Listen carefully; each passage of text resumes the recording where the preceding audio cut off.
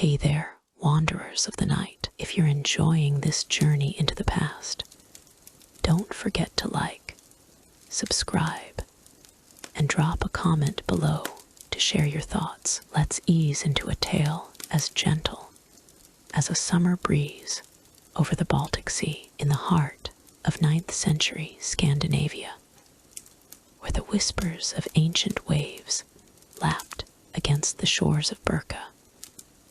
A world unfolded far from the clamor of raids and sagas. Birka, that bustling island hub on Lake Mälaren, in what we now call Sweden, hummed with the quiet rhythms of everyday life.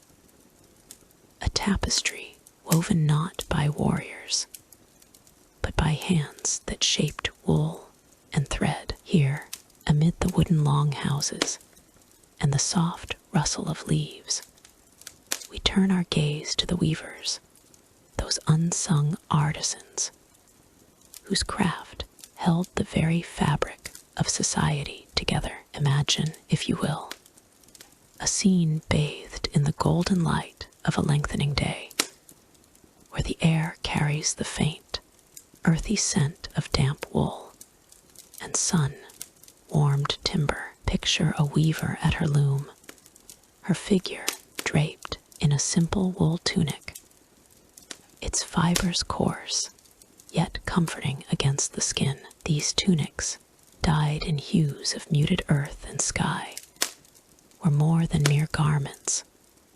They were the weaver's daily armor, practical and unpretentious, shielding from the chill that often crept through the cracks of wooden homes. In Birka's archaeological whispers from the digs that unearthed fragments of looms and textile tools, we glimpse these homes as sturdy, low-roofed structures of oak and pine, their interiors dimly lit by the flicker of a central hearth. The weaver sits cross-legged on a woven mat, her hands moving with a rhythm as steady as the heartbeat of the sea outside. The loom before her, an upright affair pieced together from smoothed wooden beams, clacks softly with each pass of the shuttle, a sound like distant rain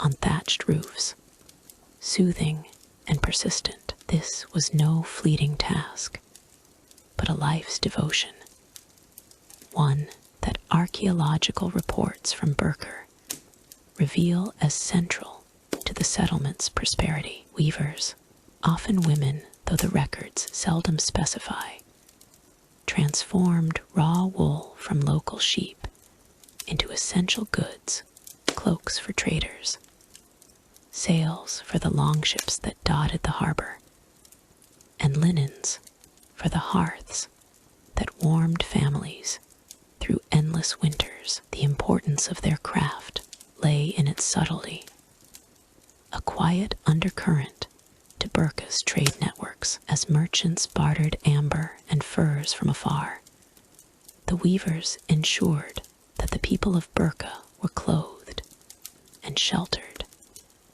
Their textiles traded as far as the courts of distant kings. Excavations at Birka, with their trove of spindle whorls and weaving weights, paint a picture of a community where every thread contributed to survival, a web of interdependence that thrived on precision and patience. Let your mind drift to the sensory symphony of their world. The clack of the loom echoes gently, a rhythmic percussion that blends with the distant calls of gulls wheeling over the water. The scent of wool, freshly carded and faintly oiled with animal fats, mingles with the smoky aroma of the hearth fire, where embers glow like sleepy stars. In the dim light, the weaver's fingers glide over the threads,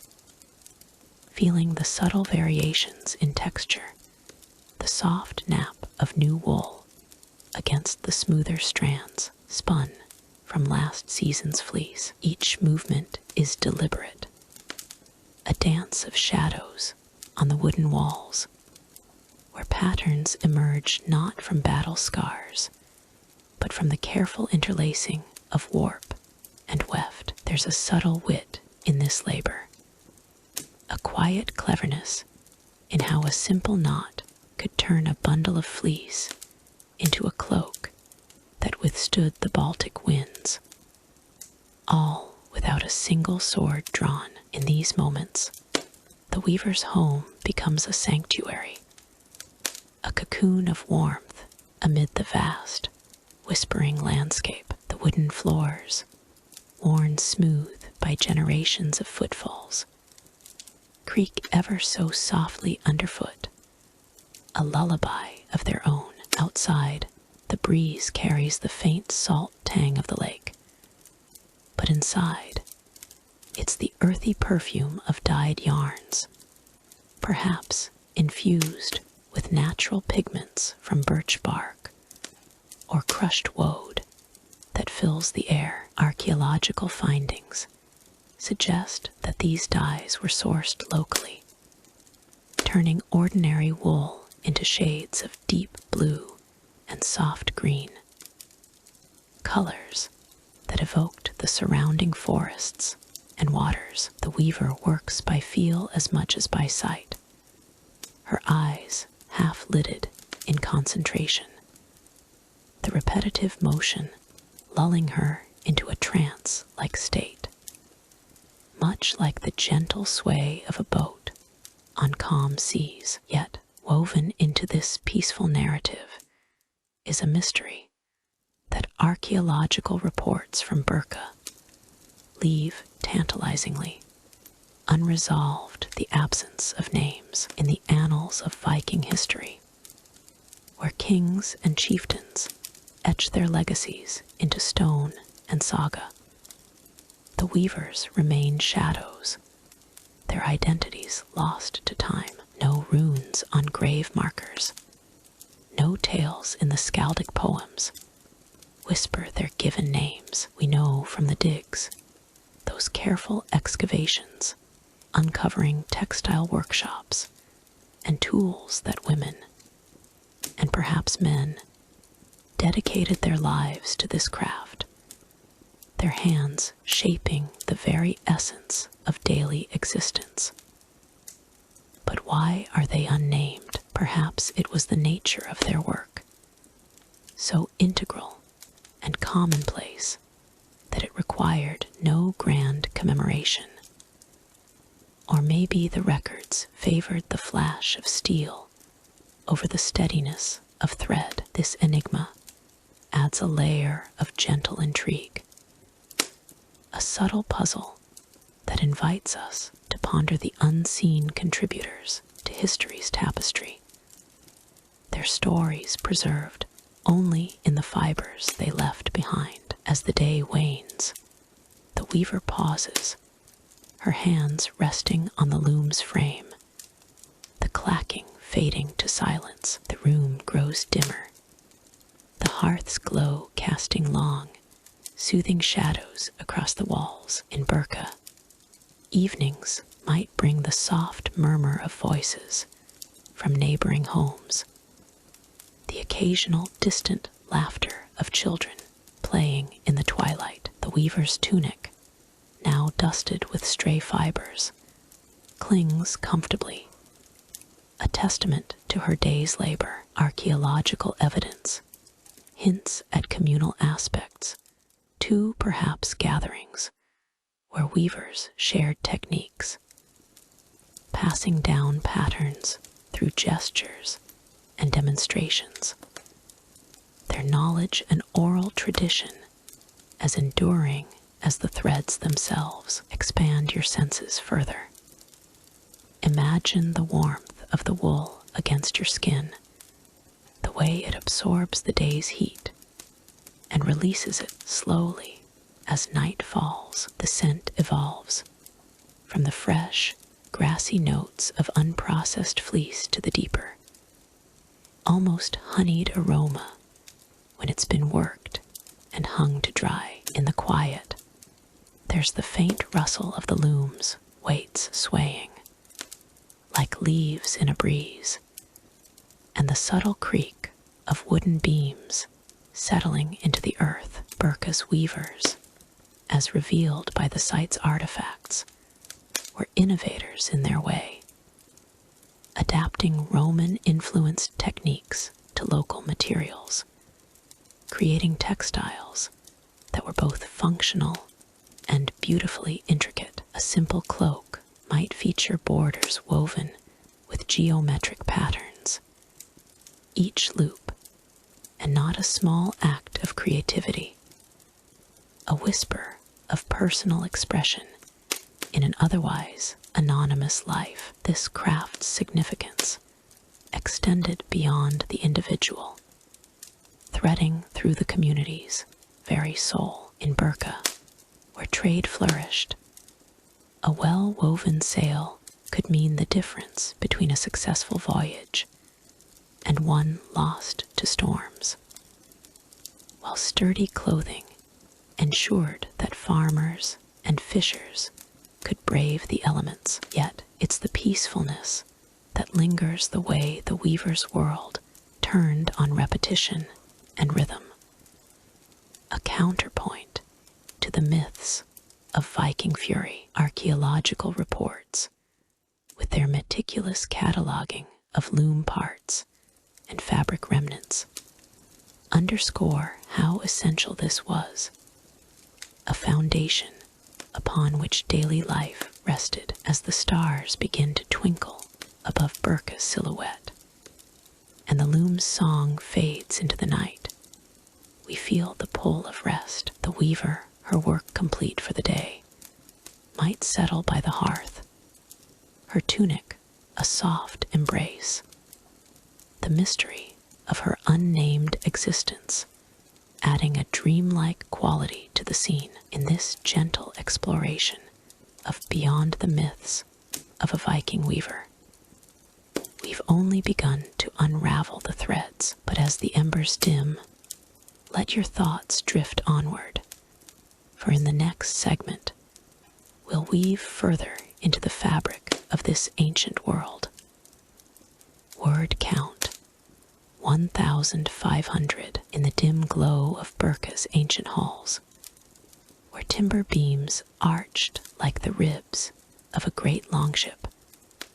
A figure emerged from the shadows, wrapped in the soft embrace of wolf furs. Olaf Tryggvason, his eyes steady as the northern stars, stepped forward to lead the evening's trade talks. The air was thick with the scent of aged leather and smoldering pine, a gentle haze from the hearth fire that crackled softly, its flames dancing like whispers of forgotten tales. Here, amid the flicker of torchlight and the faint rustle of furs against wooden benches, the world of Viking commerce unfolded in hushed rhythms, far from the clash of swords or the roar of the sea. Olaf's presence was a calm anchor in the hall, his voice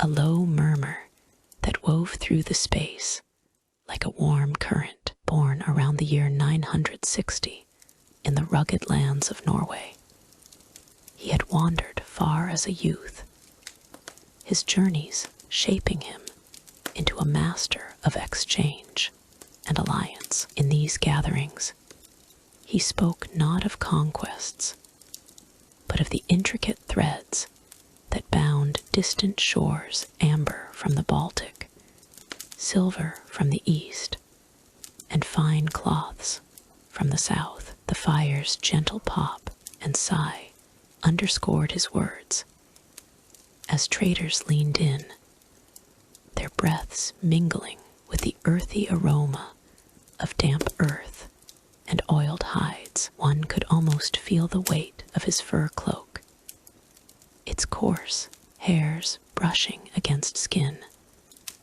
a reminder of the wild forests that fed the trade routes he so deftly navigated in Birka, that thriving hub on the island of Björkr.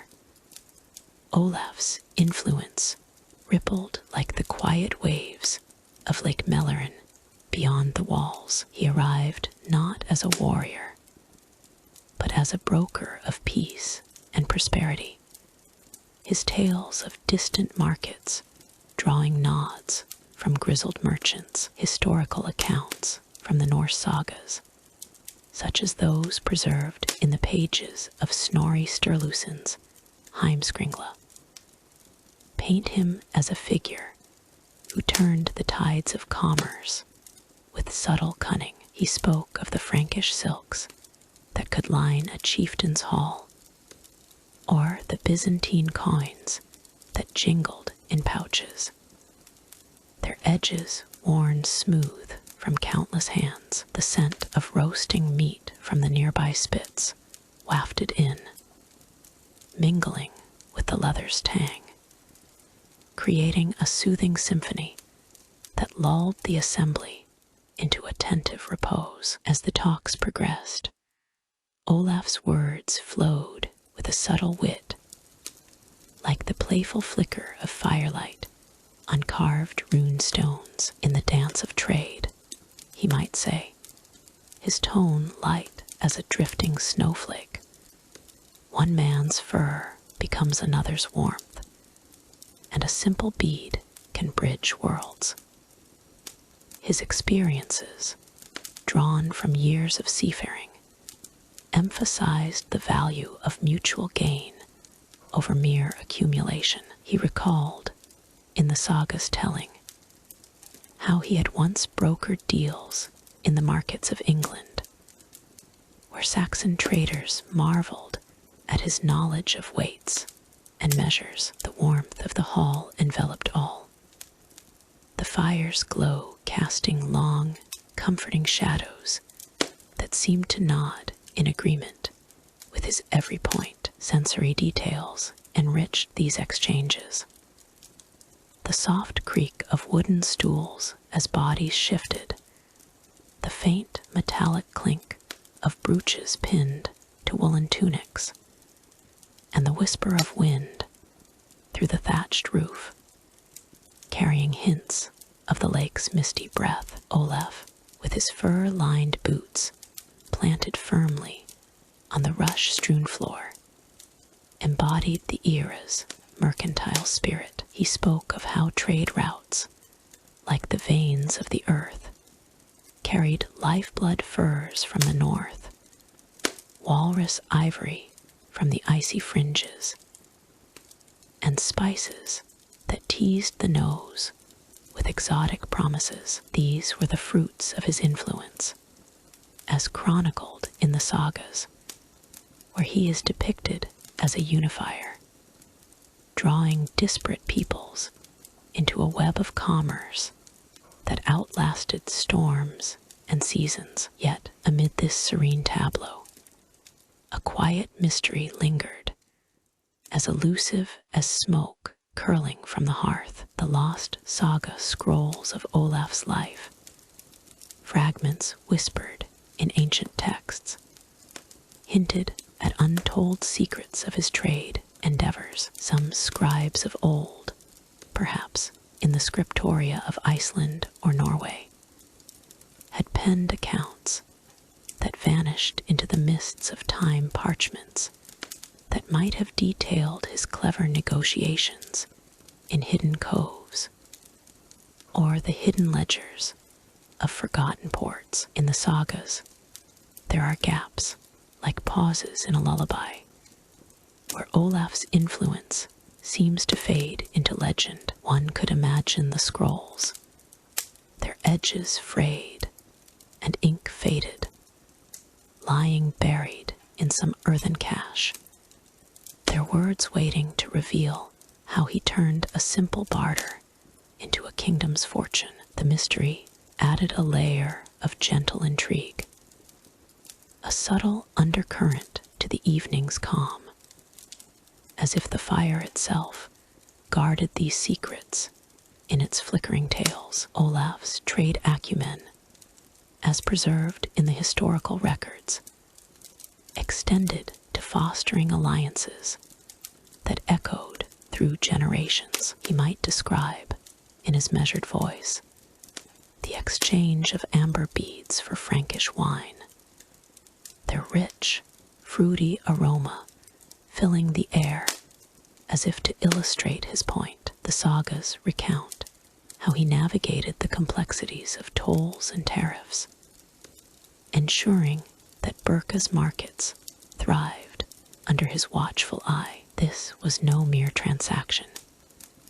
It was a symphony of senses, where the cool touch of a silver ingot met the warm glow of shared stories. His influence rippled outward, touching the lives of simple folk, the fisher who traded his catch for tools, or the farmer who bartered grain for fine cloth. Each deal, conducted in the hall's soothing ambience, carried the essence of Olaf's vision. A world connected not by force, but by the quiet currency of trust. As the night deepened, the fire's embers glowed like distant stars, their crackling a soft lull to the assembly. Olaf's words painted pictures of prosperity, drawing from historical examples like his dealings in the Danish ports, where he exchanged Norse iron for Slavic furs. The scent of the furs he wore, earthy and wild, mingled with the hall's other aromas, creating a tapestry of comfort. Subtle wit threaded through his discourse, as he quipped about how a well-timed trade could turn a pauper into a prince.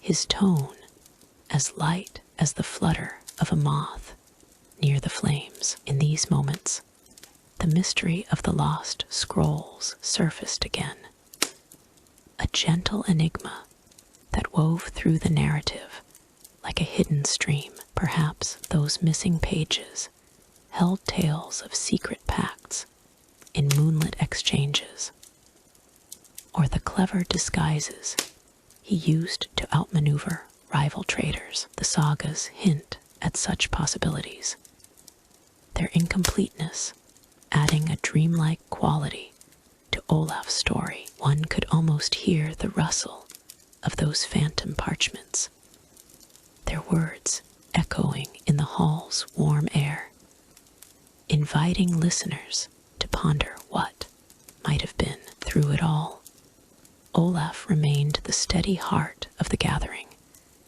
his influence a beacon in the night. The sensory world around him, the soft glow of oil lamps, the faint taste of mead on the tongue, the rhythmic breath of the assembly amplified his legacy. Historical accuracy, as drawn from the sagas, underscores how his trade efforts laid foundations for enduring networks, linking the Norse world to broader horizons. Yet, as the talks wound down, a transition whispered in the air, hinting at stories yet to unfold, where other figures might carry the thread of history forward into new dawns. In the end, as the fire dimmed to a gentle ember, Olaf's saga lingered like a soothing melody, its mysteries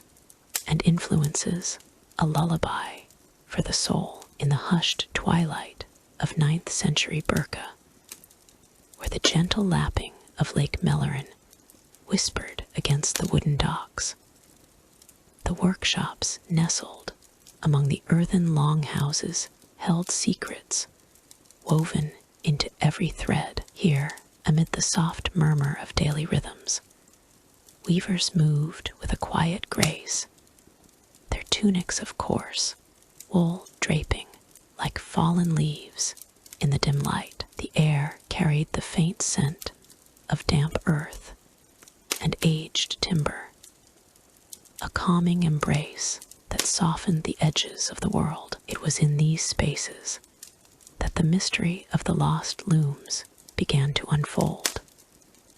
A puzzle etched into the soil by time's patient hand. The weavers, women mostly, with calloused fingers and steady gazes, worked under the low roofs of birch-framed sheds. Their tunics, simple and unadorned, fell to mid-calf, belted with strips of leather that whispered against the fabric as they moved. In the golden haze of oil lamps, they selected threads from baskets brimming with wool, the fibers soft as a summer breeze against their palms. The workshops were sanctuaries of repetition, where the creak of wooden beams and the subtle rustle of yarn created a lullaby of labor. One might imagine the faint dust rising from the threads, a delicate haze that danced in the air like fireflies at dusk, settling on skin with a comforting weight. At the heart of this scene lay the looms themselves, those enigmatic frames that transformed raw fleece into tapestries of life. Based on the excavations at Birka, as revealed in the reports from the Swedish National Heritage Board, the predominant design was the warp-weighted loom, a vertical structure that stood tall and unyielding, much like the ancient oaks that shaded the town. These looms consisted of a sturdy upright frame, often fashioned from local birch or pine, with beams that groaned softly under tension. The warp threads, stretched taut and anchored by clay weights, small, rounded stones, unearthed in the digs, hung like a curtain of possibilities, ready for the weft to weave its path. The process was one of patient harmony, each weaver leaning into the rhythm as if in conversation with the wood. A gentle pull on the heddle rod would part the threads, the fibers whispering against one another in a soft symphony, while the shuttle glided through with a barely audible sigh, the air filled with the earthy aroma of wool, perhaps dyed with woad or madder root, its subtle bitterness mingling with the sweetness of sun-warmed thatch. In these moments, the creaking of the loom's pegs became a soothing cadence,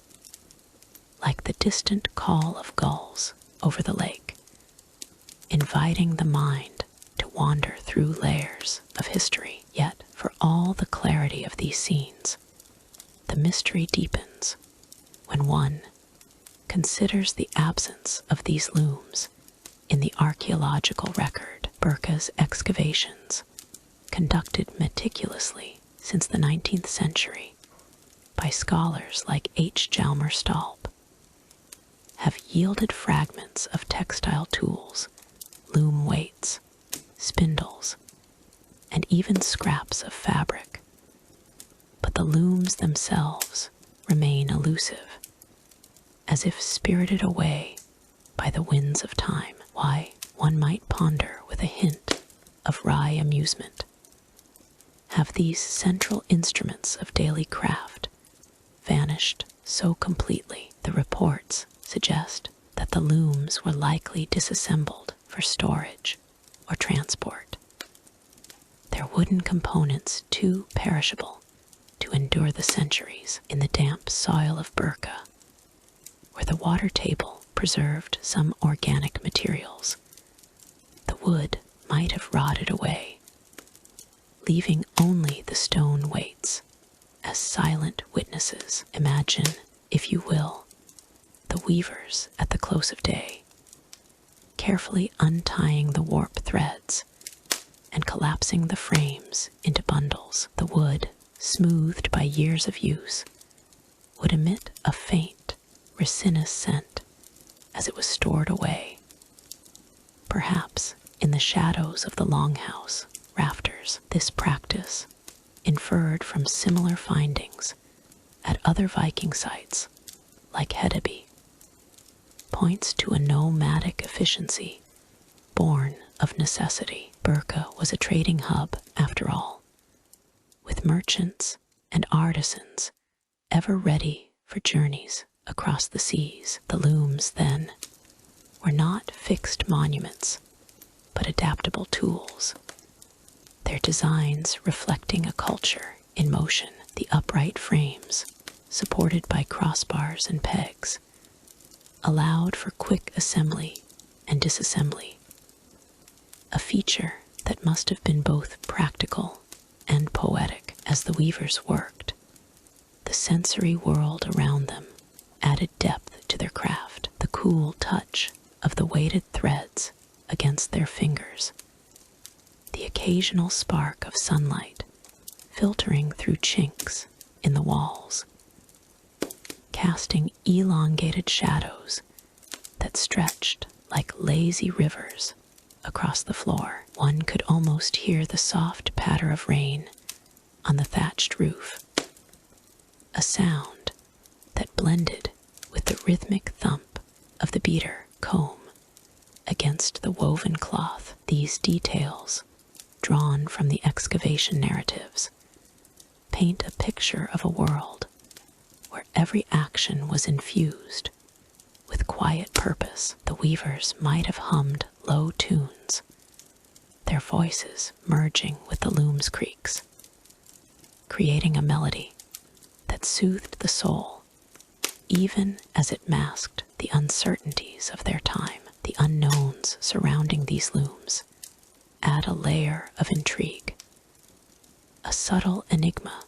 that invites reflection. Historical accounts, such as those compiled in the Birka reports, note the prevalence of textile production, but offer little on the specifics of loom variations. Were there regional differences, perhaps, with Birka's designs influenced by trade with the East? Excavations have uncovered loom weights of varying sizes, suggesting adaptations for different fabrics, from the fine wools for garments to the heavier weaves for sails. Yet the absence of complete loom structures leaves room for speculation, a gentle puzzle that teases the imagination without demanding resolution. In one corner of the workshop, a weaver might pause to examine a thread, its dusty surface catching the light in a way that evoked the sparkle of distant stars. The scent of the dyes, perhaps a faint herbal tang from crushed plants, lingered in the air, reminding one of the natural world's quiet gifts. These sensory elements, expanded upon through comparisons with other Viking sites like Ribe in Denmark, where similar textile tools were found, enrich the narrative. There, as in Birka, the looms were central to economic life. Yet their ephemeral nature underscores the fragility of human endeavors. As evening descended, the weavers would gather their tools, the looms standing as silent guardians until the next dawn. The mystery of their loss, a whisper in the annals of history, serves as a reminder of how the tangible slips into the intangible. Perhaps in the end, it is this very elusiveness that lends a calming beauty to the story, a tale woven not just in wool, but in the threads of memory itself. And as the night deepens over Lake Mellerin, one might feel the gentle pull toward what lies beyond, where other secrets await in the folds of time. In the soft glow of a 9th century evening,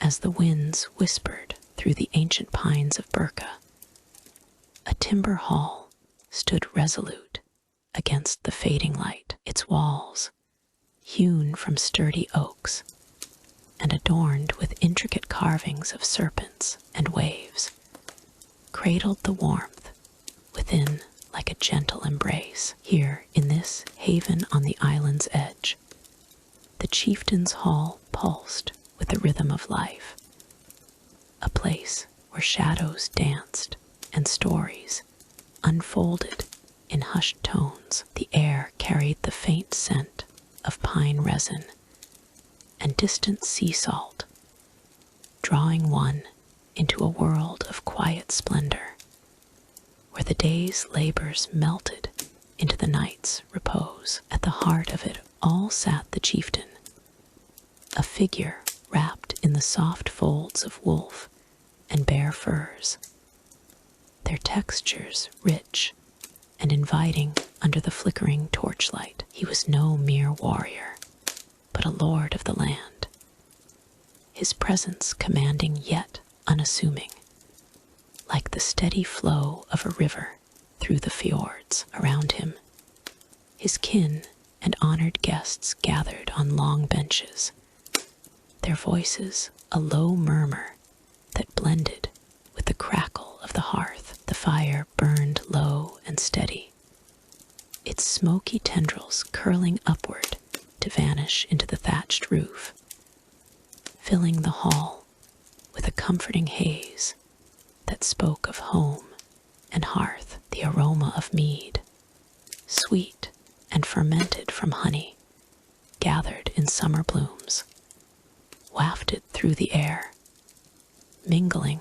with the earthy scent of roasted venison turning on spits. Each breath drew in the essence of abundance, a subtle reminder of the chieftain's prowess in trade and raid.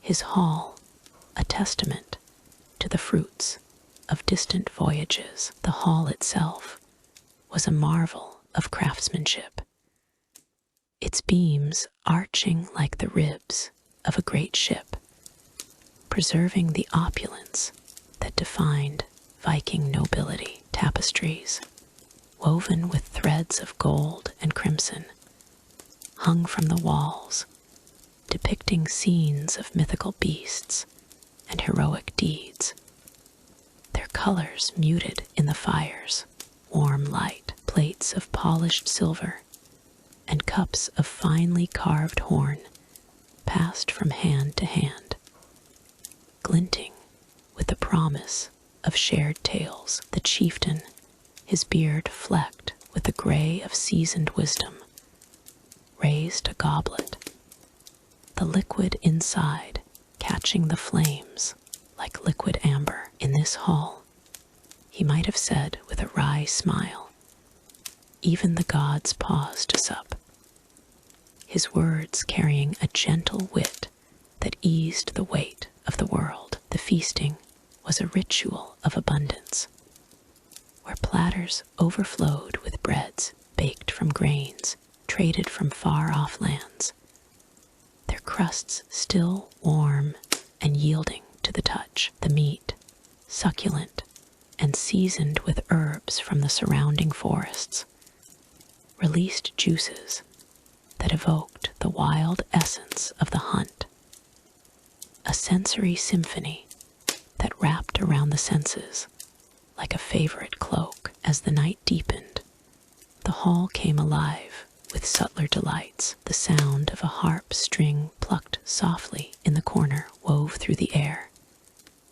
its melody a lullaby that echoed the gentle lapping of waves against Burka's shores. The chieftain's guests, clad in layers of fine wool and fur, leaned into their seats, their faces softened by the fire's glow. Conversations flowed like the mead itself, touching on the day's hunts and the stars that guided their ships, but always with a calm detachment, as if the troubles of the wider world were mere whispers beyond the door. One could almost feel the cool breeze sneaking through the cracks in the timber, carrying the faint, salty tang of the Baltic, a reminder of the sea's eternal watch over this island refuge. The opulence was not brash,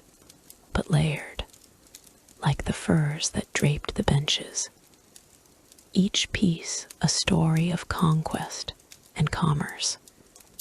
From the silver brooches pinned to cloaks to the amber beads that caught the light like trapped sunlight. Yet amid this serene bounty, a quiet mystery lingered, as elusive as smoke in the rafters. Whispers spoke of treasures once housed in these very walls, artifacts of unparalleled beauty that had vanished without trace. Perhaps they were gifts from Eastern traders, ornate swords etched with runes, or chests of glittering coins, now lost to the shadows of time. The chieftain himself, in moments of reflection, would gaze into the fire, his eyes distant, as if pondering the fate of those vanished riches. What the hall holds, it also hides.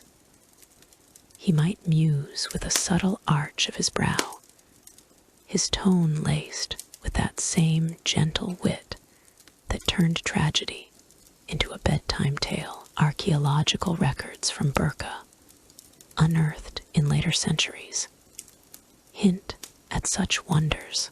Fragments of silver hoards and delicate jewelry buried in the earth, suggesting that not all that gleamed in the chieftain's domain was meant for the eyes of the living. These treasures, perhaps spirited away in the dead of night, or concealed during raids, added an undercurrent of enigma to the hall's warmth, a soft puzzle that invited contemplation rather than alarm. The evenings in the hall unfolded with a rhythmic grace, each sense engaged in the dance of daily life. The taste of fresh berries, preserved in honey and served alongside meats, burst with the sweetness of summer memories, while the texture of fur-lined cushions offered a soothing respite for weary bones. Lamps of whale oil burned steadily, their faint, waxy scent blending with the wood smoke to create an atmosphere of timeless tranquility. Guests would share stories of the great markets of Burka, where goods from Frankish lands and the Byzantine Empire flowed like rivers, their descriptions painting vivid pictures of silks and spices that found their way into the chieftain's stores. Yet the focus remained on the hall's inner world, where opulence was not just in the objects, but in the shared moments, the quiet laughter that rose like a wave, the clink of cups that echoed like distant bells, and the warmth that seeped into the soul like the sun's first rays. In this 9th century sanctuary, the chieftain's role was one of benevolent oversight, his presence a steady anchor in the ebb and flow of Viking society. Historical accounts, drawn from the excavations at Burka, reveal halls like this as centers of power, where feasts served not only to nourish, but to forge alliances. The chieftain, adorned in furs that spoke of his hunts in the northern wilds, would nod approvingly as tales unfolded, his subtle wit shining through in remarks that turned potential conflicts into amusing anecdotes. A wise man knows when to feast and when to listen, he might say, his voice a calming cadence that soothed the air. The sensory details of these gatherings were profound. The slight crackle of the fire, as it consumed logs from the sacred groves, the earthy aroma of ale brewed from local barley, and the gentle pressure of the hall's atmosphere, heavy with the weight of heritage, yet light with possibility. As the feast wound down, the hall grew quieter, the embers glowing like distant stars. The chieftain's guests would retire to their sleeping alcoves, wrapped in blankets soft as cloud drifts. The mystery of the lost treasures lingering like a half-forgotten dream. Perhaps in the stillness, one could imagine the spirits of old guardians watching over the hall, their presence a faint whisper in the night. Archaeological evidence, such as the silver finds at Burka, underscores the reality of such wealth, with hoards that vanished into legend, leaving only echoes for future generations. This enigma, distinct from other tales of Viking lore, added a layer of gentle intrigue, a puzzle piece in the grand mosaic of history. Through it all, the hall remained a beacon of opulence, its timber walls echoing with the soft cadence of life. In 9th century Burka, the chieftain, in his furs and finery, embodied the era's quiet grandeur, a figure of subtle power amidst the sensory tapestry of smoke and mead. As the night stretched on, the scene faded into repose, leaving one to ponder the mysteries held within these ancient beams, a calming prelude to dreams of what might come next. And so, as the embers dimmed, thoughts turned gently toward the morrow, where new stories awaited in the ever-unfolding saga of the North. In the soft light of a 9th century dawn in Burka, where the mist clung to the wooden longhouses like a gentle shroud, a weaver named Astrid stirred from her sleep, her tunic, woven from the coarsest wool, draped comfortably over her frame as she rose, the fabric whispering against the straw-strewn floor. The air carried the faint, earthy scent of damp thatch and lingering hearth smoke, a quiet prelude to the day's rhythm. Burka, that bustling hub on the island of Björkr, hummed with unseen life, even as the sun painted the horizon in pale strokes.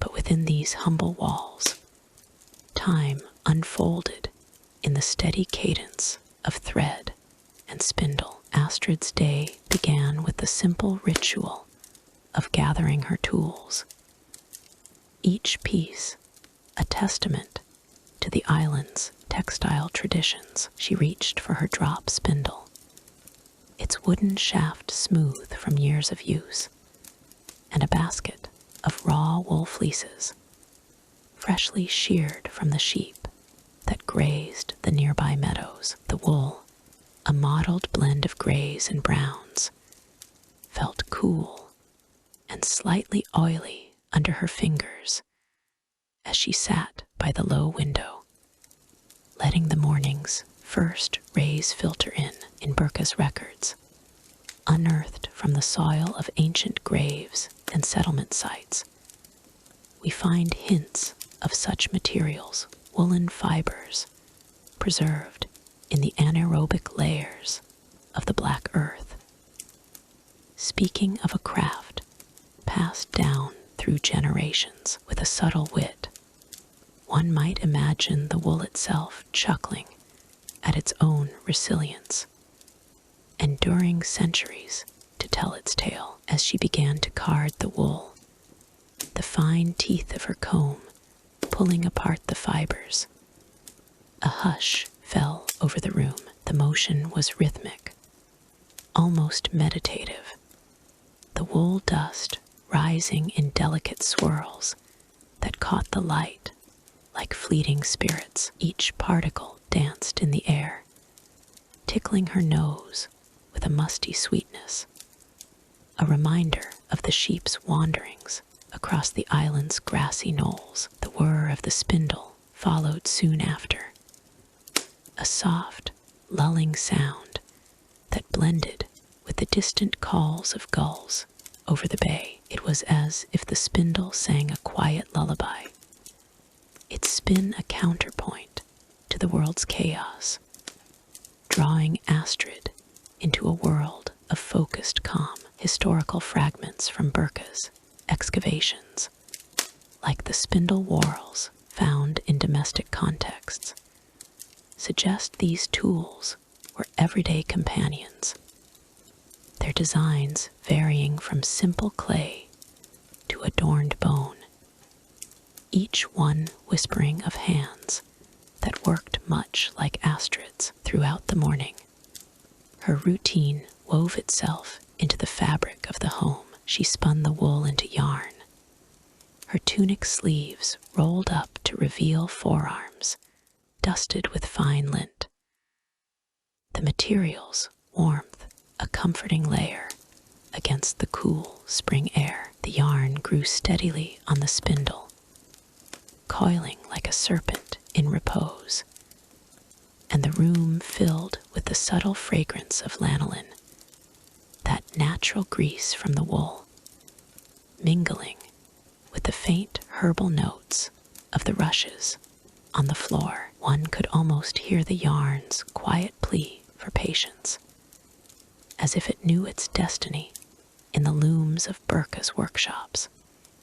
Though such thoughts remained unspoken, sensory memories from the site, like the traces of plant dyes and fibers in refuse layers, paint a picture of this daily toil, where each twist of the spindle was a step in a larger dance of creation. By midday, as the sun climbed higher and cast a golden glow through the smoke hole in the roof, Astrid paused to break her fast. She shared a simple meal with her household, a bowl of barley porridge flavored with wild herbs gathered from the island's edges, its steam rising like a sigh of contentment. The porridge's warmth spread through her, and she returned to her work with renewed steadiness, the spindle resuming its whir like a heartbeat in the quiet. In the archaeological records of Burka, evidence of domestic life abounds in the form of hearths and storage pits, suggesting meals were brief interludes in the day's labor. Yet there was a subtle mystery here, one that lingered like the wool dust in the air.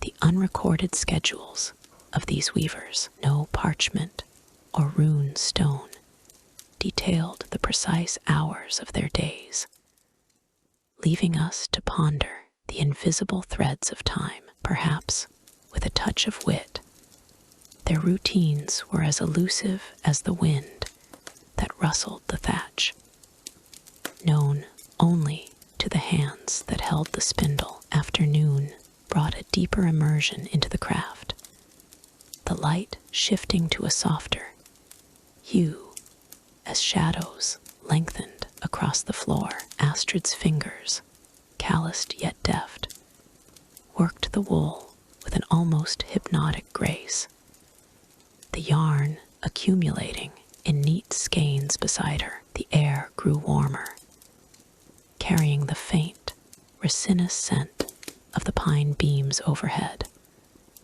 while the spindle's rotation created a gentle breeze that stirred the dust motes into lazy patterns. Each pull and twist evoked a sense of timelessness, as if the very act of spinning bridged the gap between the weaver and the ancient forces of Burka's soil. Historical examples from the site's textile finds such as the woolen fragments from graves near the harbor, reveal the high quality of these yarns, spun with techniques that echoed across the Norse world. One might whimsically imagine the yarn unraveling secrets of its own, whispering of journeys from distant sheep folds to the weaver's lap. As the day waned, the routine took on a more reflective tone. Astrid's tunic,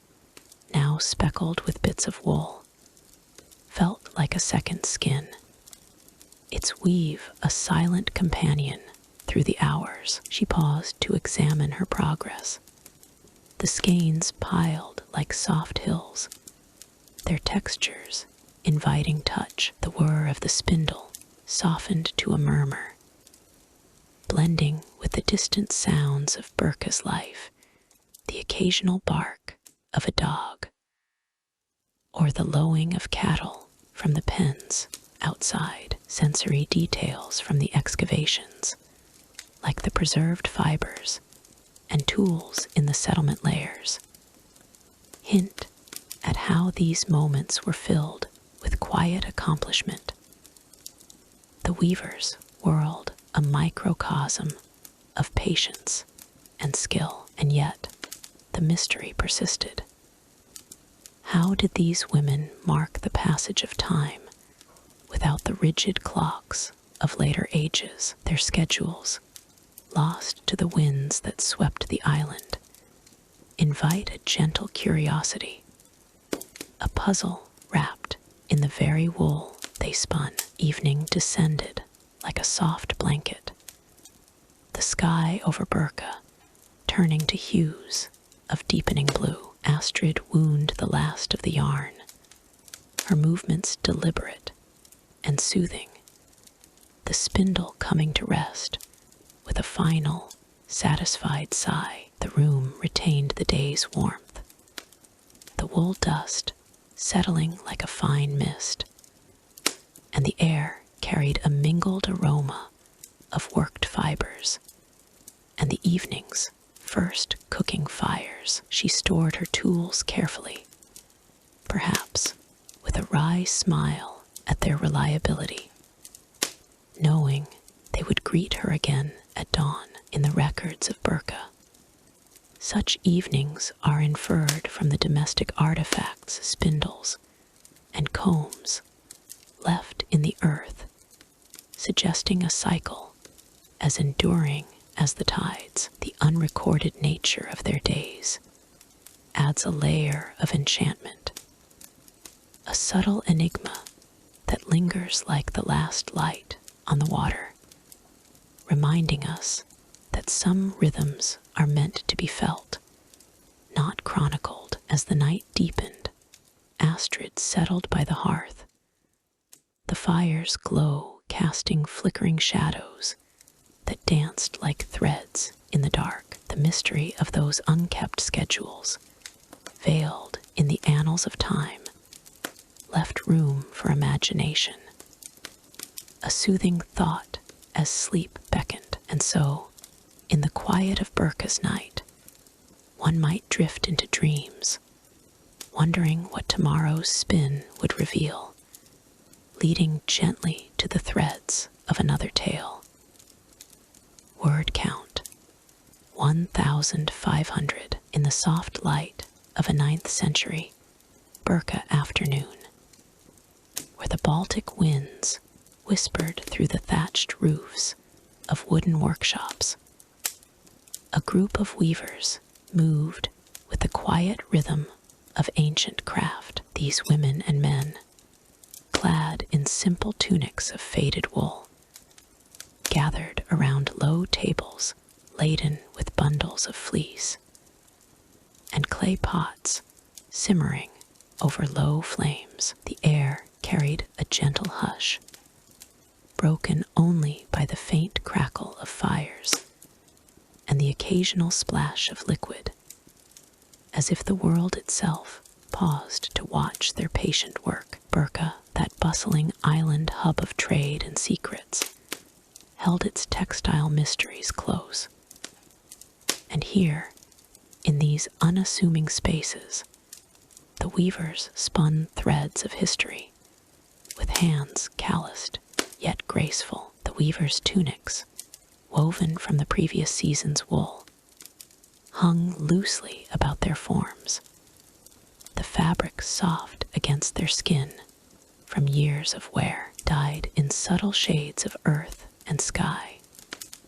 These garments spoke of resourcefulness, each hue drawn from the natural world that surrounded the island. One weaver, a woman with hair braided back like the cords of a loom, reached for a bundle of damp wool, its fibers cool and heavy in her palms. She had gathered it from the sheep that grazed the nearby meadows, where wildflowers nodded in the breeze. Now, in the workshop's dim glow, she submerged the wool into a vat of dye, the liquid bubbling softly like a distant stream. The scent rose gently, a mix of earthy tang and faint sweetness, as if the plants themselves sighed in release. These dyes, crafted from roots and leaves foraged from burkas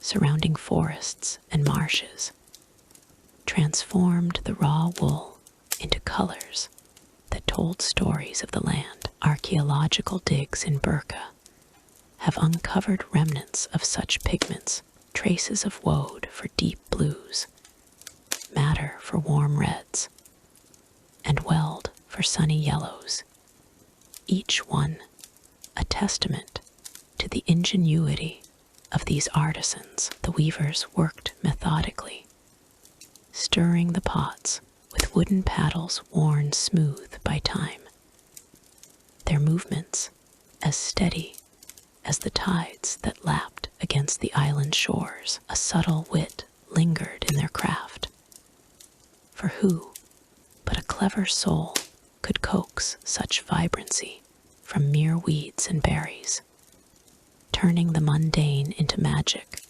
with a patient hand. As the wool steeped, the workshop filled with sensory whispers that invited contemplation. The bubbling dyes emitted a low, rhythmic murmur, like a lullaby composed by the fire's breath, while steam curled upward in lazy spirals, carrying hints of bitter herbs and fresh rain. One could almost feel the wool's transformation, its strands absorbing the colors in a gentle embrace, growing warmer and more pliant with each passing moment. The weavers spoke little, their words sparse and soft, perhaps sharing a quiet jest about how the dyes seemed to hold secrets even they could not fully grasp. For in Burka, as revealed by the careful excavations of graves and settlements,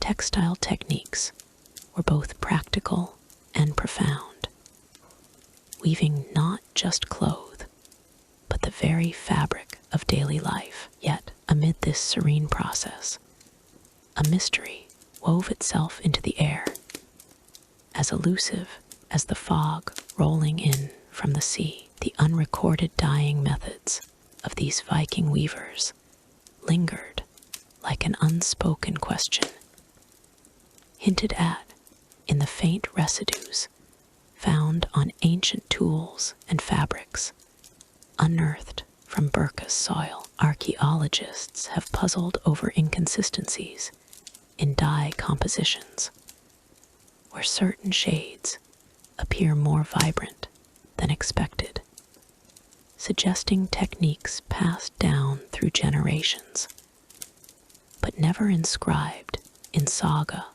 or stone. Perhaps the weavers mixed in rare minerals from distant trades, or employed subtle alchemical tricks known only to their circle. One might imagine them adding a pinch of something hidden, a crushed shell from the Baltic depths, or a sap from a sacred tree, watching as the colors deepened unexpectedly. A quiet nod to the unknown. In the workshop, the weavers continued their task, their tunics swaying gently as they lifted the wool from the vats. The damp fibers dripped with excess dye, forming small pools on the earthen floor that caught the light like scattered jewels. The air grew cooler as evening approached, carrying the faint salt tang of the sea, and the weavers paused to wrap the wool in linen cloths, pressing out the moisture with steady hands. Each piece they handled bore the marks of their expertise, fibers aligned in precise patterns that echoed the archaeological finds from burkas, textile hoards, intricate weaves that spoke of advanced looms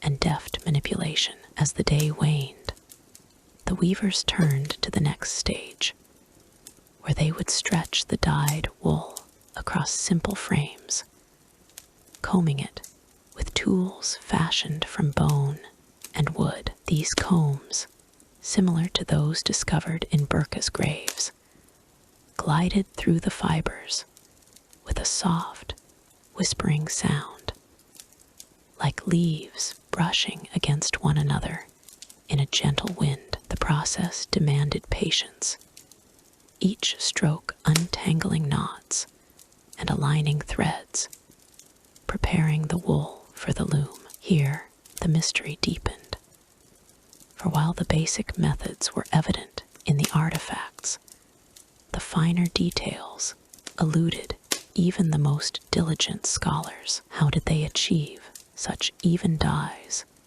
without modern fixatives? What subtle variations in temperature or timing produced the shades that adorned the tunics of burkas elite? As seen in the preserved garments from the era, the weavers worked by the fading light, their faces illuminated by the warm glow of oil lamps, casting long shadows that danced across the walls like silent companions. The scent of the dyes lingered, a comforting blend of wood smoke and floral notes, inviting a sense of peace to settle over the room. One might detect a subtle wit in the way they handled imperfections. A strand that took color unevenly became a feature, not a flaw, as if the weavers chuckled at the wool's whimsy. Archaeological evidence from burka supports this resourcefulness, with fragments of cloth showing deliberate patterns that suggest improvisation and adaptation. As the wool dried, the weavers gathered it into neat piles, their tunics now speckled with faint stains, a badge of their craft. The mystery of their unrecorded methods wove through their every action, a thread of intrigue that connected past and present. Perhaps in the quiet hours, they shared fragments of knowledge in hushed tones, guarding the secrets that made their dyes so enduring. Burkas finds, from the intricate spindle whorls to the dyed fabric scraps, whisper of a legacy built on such enigma, where innovation met tradition in harmonious balance. In the gathering dusk, the weavers paused to admire their work, the newly dyed wool gleaming softly under the lamplight. The air felt cooler now, carrying a hint of the night breeze, and the bubbling pots fell silent as the fires dimmed. This was the heart of their world, a realm of texture and color, far removed from the clamor of trade or the shadows of power. Yet even here, the mystery persisted, a gentle puzzle that invited reflection rather than resolution. As the last light faded, the the weavers prepared to rest, their hands stilled, but their minds alive with the possibilities of tomorrow's threads. And so, from the quiet workshops of Burka, the story flows onward to the next whisper of Viking lore, where new tales await in the weave of time, in the soft glow of a late summer evening in 9th century Burka. The air hung still over the cluster of timber workshops along the waterfront. The town, a bustling hub of trade on the island of Björkr, cradled its secrets in the shadows of thatched roofs and earthen floors, where the rhythms of daily life unfolded with quiet purpose. Here, amid the faint salt tang from Lake Mellerin, a group of weavers gathered in their modest space, their tunics of coarse wool draped comfortably over their forms, as they turned to the essential task of tool maintenance. No grand hall or fiery forge disturbed the calm. Instead, the workshop hummed with a serene, almost reverent energy, as hands worn by years of labor attended to the loom weights that sustained their craft. These weavers, sturdy figures with braided hair and steady gazes, moved with the graceful precision of those who knew the weight of every object in their care. Their tunics, dyed in muted shades of earth and sky from natural pigments, whispered against the wooden benches as they settled into their work. One by one, they selected the heavy, clay-fired loom weights from a low shelf, each piece etched with faint, time-worn patterns that spoke of distant origins. The weights, essential for holding warp threads taut on vertical looms, demanded regular attention to remain effective.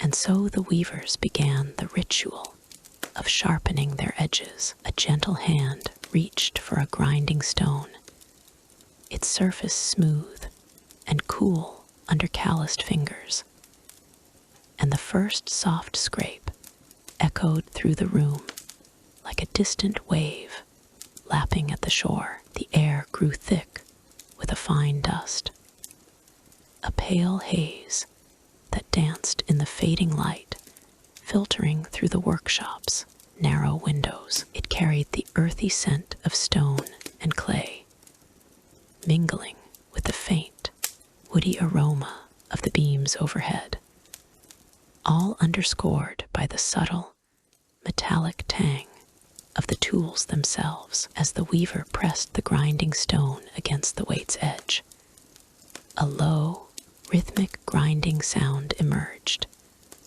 not harsh, but soothing, like the murmur of a stream over pebbles. One could almost feel the vibration through the air, a tactile hum that invited a deeper calm, as if the very act of maintenance wove a spell of tranquility over the room. The weaver's breath came steady, and even their tunic sleeves rolled up to reveal forearms dusted with the same fine particles, each stroke deliberate and unhurried, preserving the tool's integrity for another season of use. In this corner of Burka, far from the clamor of the trading stalls or the ships bobbing in the harbor, the weavers worked with a wit as subtle as the play of light on their tools. One might pause,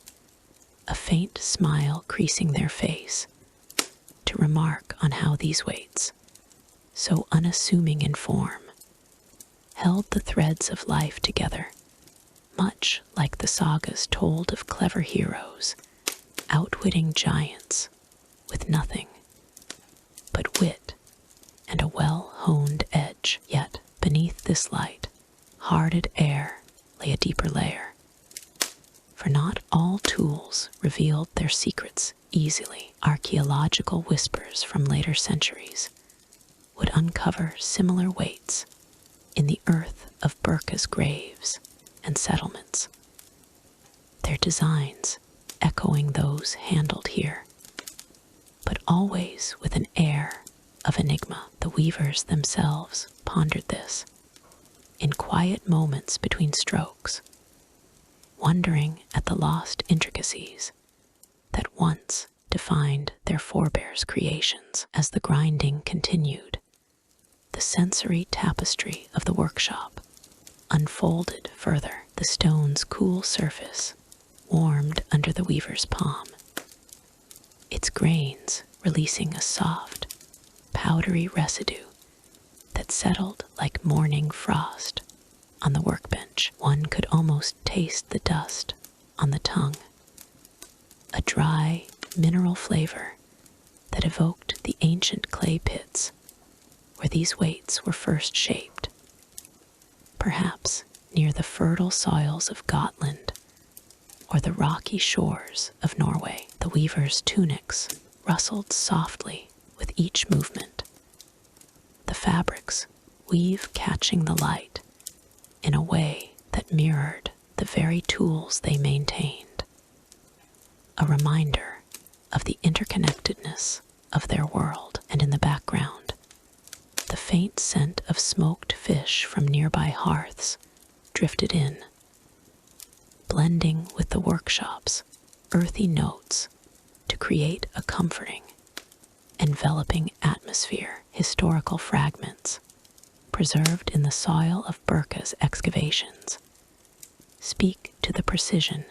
of these tools. Unearthed loom weights, often found in clusters near workshop remnants, reveal a craftsmanship that balanced utility with artistry. Some bore simple, incised lines, possibly clan marks or symbols of protection, drawn from the rich tapestry of Norse beliefs. Yet, as the weaver honed an edge, they might reflect on how certain designs had vanished from memory, lost to the mists of time. Perhaps a particularly clever innovation, a groove for better thread grip, or a weighted base for stability, had been carried away by raiders or forgotten in the chaos of a harsh winter. This mystery of lost tool designs lingered like a half-remembered dream,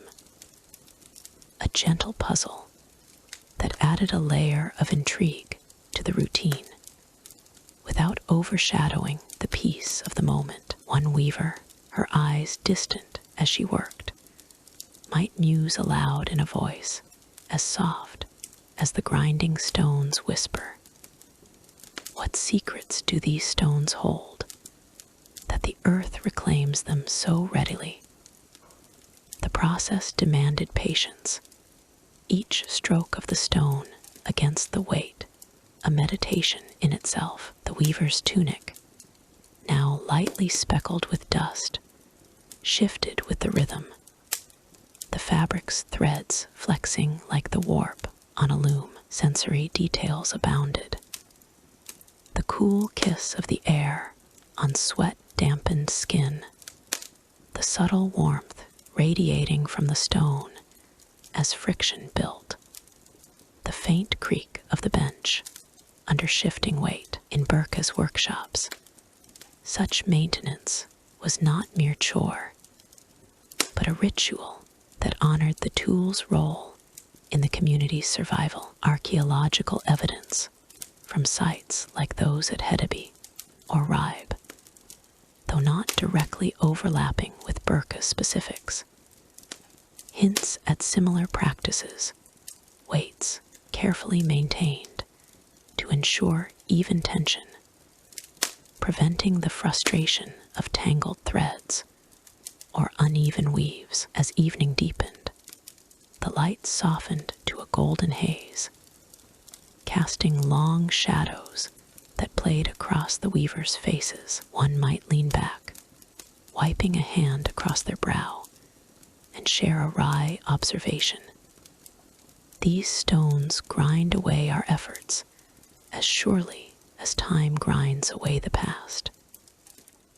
It was a subtle wit, acknowledging the impermanence of their work without bitterness. For in that era, every sharpened edge represented resilience against the elements. The mystery deepened here, in the quiet spaces between tasks, where thoughts turned to the unrecovered designs. Perhaps a master weaver from generations past had devised a weight with an innovative hollow for added balance, only for the knowledge to slip into oblivion, buried beneath layers of soil and forgetfulness. Such enigmas, drawn from the artifacts later found in Burka's graves, simple yet profound, added a soothing layer of contemplation to the scene. The air, now heavier with dust, carried a peaceful hush, broken only by the occasional soft exhalation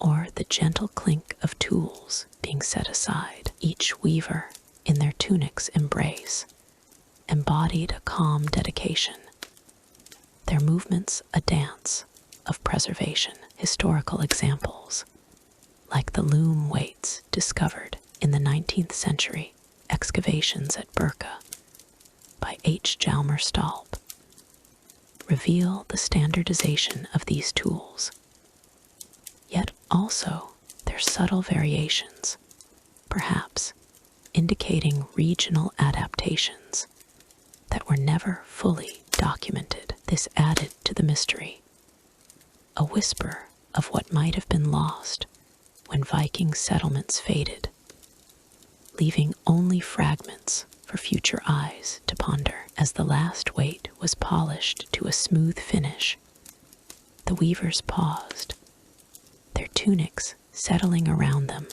like cloaks of accomplishment. The workshop, bathed in the dimming light, held a serenity that seemed to echo through the ages. Yet, even as they prepared to douse the lamps, a faint curiosity lingered, bridging the past and the unknown. For in the mystery of those lost designs lay a gentle reminder that some stories, like the tools themselves, endure in spirit, if not in form. And so, with the day drawing to a close, thoughts naturally drifted toward the morrow's endeavors, where new tales might unfold in the ever-turning weave of life. In the soft glow of a 9th century evening in Burka, where the Baltic winds whispered through the wooden beams of longhouses, a group of Viking weavers gathered as the day's threads wove into night. These artisans, clad in simple tunics of wool dyed in earthy hues, moved with the quiet rhythm of hands accustomed to the loom. No grand hall or daily toil intruded here.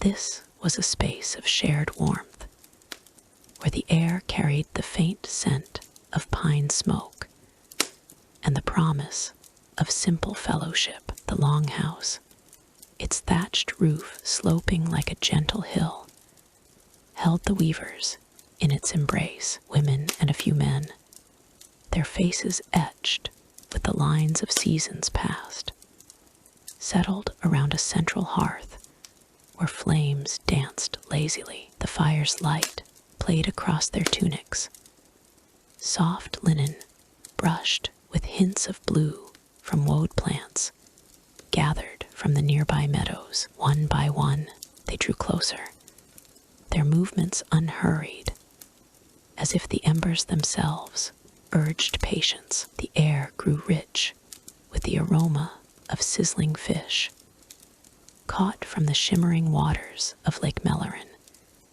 and laid upon flat stones to cook. The fish crackled softly, releasing droplets of oil that hissed and popped, a sound as comforting as a distant wave lapping the shore as they arranged themselves on low benches hewn from birch.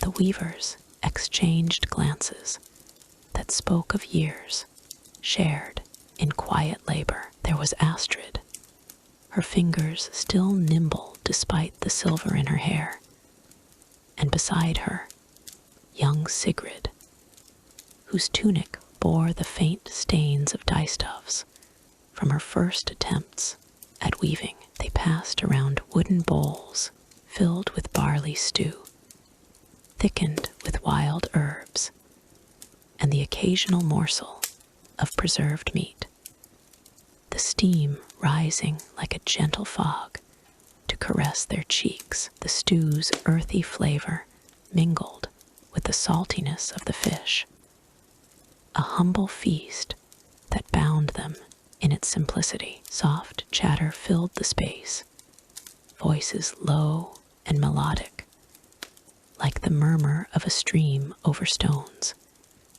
discussing the patterns they had spun that day, intricate knots inspired by the ancient designs of their ancestors, passed down through tales rather than scrolls. In this circle, community bonds wove as tightly as the threads of their cloth. Historical records from Norse social customs, such as those hinted at in the spars, but evocative fragments of runic inscriptions and sagas like the Unglinga saga, reveal how such gatherings fostered unity among craftsfolk. The weavers of Burka, far from the chieftain's influences, relied on these informal ties to navigate the uncertainties of life on the trade routes. A subtle wit colored their conversations, as when old Eirik teased that his latest weave was straighter than a raven's flight after too much mead, drawing chuckles that echoed like distant thunder. Warm and fleeting, they shared not just food, but stories of the dyes. They foraged madder roots from the forests that stained their tunics a deep red, evoking the blood of heroes in tales told by the firelight. The sensory tapestry of the evening deepened as the meal progressed. The warmth of the hearth radiated outward, chasing away the chill that crept in from the cracks in the walls, while the soft rustle of tunics brushing against one another created a gentle symphony. One could almost taste the smoky tang of the fish on the air, its skin crisping to a golden brown, paired with the subtle crunch of fresh greens plucked from the longhouse garden. The weavers spoke of the camaraderie that held their group together, a bond rooted in mutual aid. When one's loom broke, another's hands were quick to mend it, just as the Icelandic family sagas describe the informal networks that sustained Viking communities. Yet there was a calming rhythm to their interactions, a lullaby in the way words flowed, easing the mind into repose. As the fire's glow softened, the mystery of unwritten friendships emerged like a shadow in the flickering light. In the annals of Norse history, such as the sparse accounts in the Land Namabok, or the archaeological digs at Burka that unearthed weaving tools alongside communal artifacts, these personal connections often went unrecorded, lost to the winds of time. Who could say how deep the affection ran between Astrid and Sigrid, forged not in battles or feasts, but in the quiet hours at the loom? Perhaps it was a glance shared over a shared spindle, or a wordless understanding. When one offered a scrap of cloth to patch another's tunic, these bonds, invisible to the chroniclers who favored tales of raids and kings, held a subtle intrigue, a whisper of what might have been eternal, yet ephemeral, in a world where runes carved on stones immortalized the mighty. The weavers' friendships remained unwritten, a gentle enigma that invited reflection rather than revelation. The conversation turned to the herbs in their stew, the rosemary's piney scent mingling with the thyme's earthy notes. Each bite a reminder of the wild landscapes that surrounded Burka. They spoke of how such gatherings mirrored the ancient Althing assemblies, though on a smaller scale, where consensus was reached not through debate, but through shared silence and nods of agreement. A faint wit surfaced again, as one weaver quipped that their threads were more reliable than the fickle sea winds, eliciting smiles that crinkled eyes weathered by sun and salt. The air grew heavier with the scent of cooling embers, and the soft chatter faded into murmurs like leaves settling after a breeze. Yet, amid this calm, the mystery deepened. What untold stories lay in the spaces between their words? Historical examples from Burka's excavations, such as the discovery of communal weaving weights in domestic sites, suggest that these women formed core social units, their alliances as crucial as any trade pact. But the unwritten friendships, the quiet alliances that might have sustained a widow through winter, or guided a young apprentice's hand, remained elusive, a soothing puzzle that one could ponder without urgency. It was as if the very air held secrets, the faint aroma of smoked fish lingering like a half-forgotten dream, inviting one to imagine the depth of connections never etched in stone. As the night wore on, the weavers lingered, their tunics warmed by the fire's residual heat. The sensory details of the scene enveloped them, the gentle crackle of dying flames, the smooth texture of wooden spoons against bowls, the faint taste of honey drizzled over the last bites of bread. In these moments, their community bonds revealed themselves not in grand gestures, but in the subtle exchanges, a pat on the shoulder, a shared laugh at the stars visible through the smoke hole. Drawing from Norse social records, such as the poetic Eddas that celebrate everyday resilience, one might see how these ties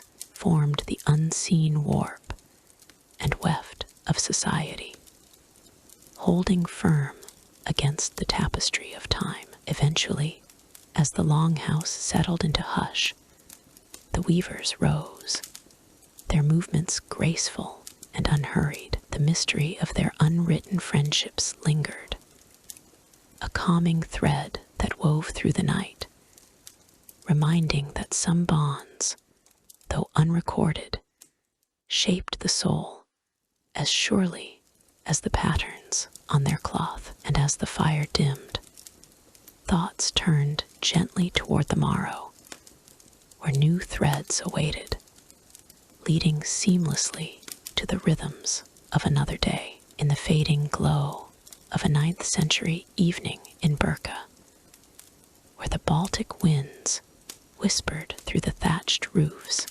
of wooden longhouses, a group of weavers moved with quiet purpose. These women, clad in simple tunics of undyed wool that draped softly against their forms, carried baskets woven from slender reeds, their steps as gentle as the threads they spun. The air held a hush, broken only by the distant lap of waves against the shore.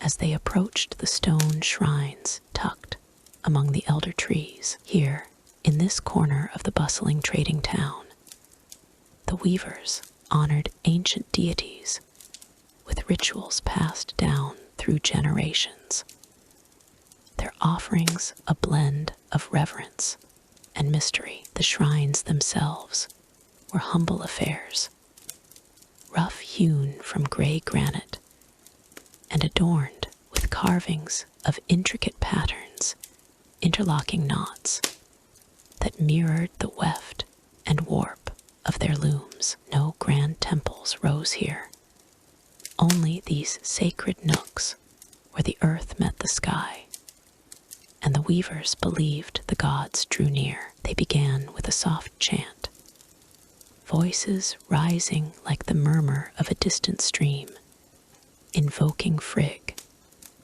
the goddess of the hearth and household, who watched over their craft with a maternal eye. Frigg of the golden threads, they whispered, their words weaving through the air like the finest linen. Accept our gifts and guard our hands.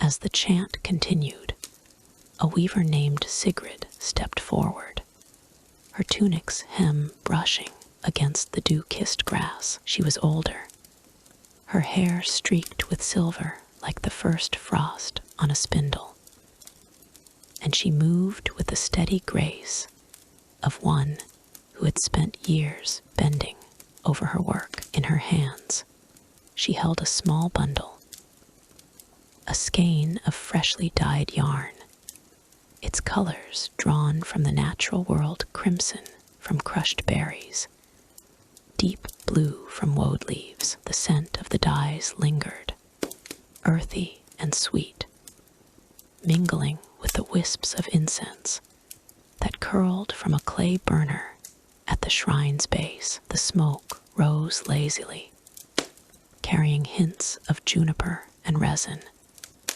its tendrils dancing in the twilight like playful spirits, inviting the deities to partake in the ritual serenity. The weavers arranged their offerings with deliberate care, placing the yarn alongside tokens of their daily lives, small wooden spindles carved with runes of protection, and bundles of flax that rustled softly in the breeze. These were not mere trinkets.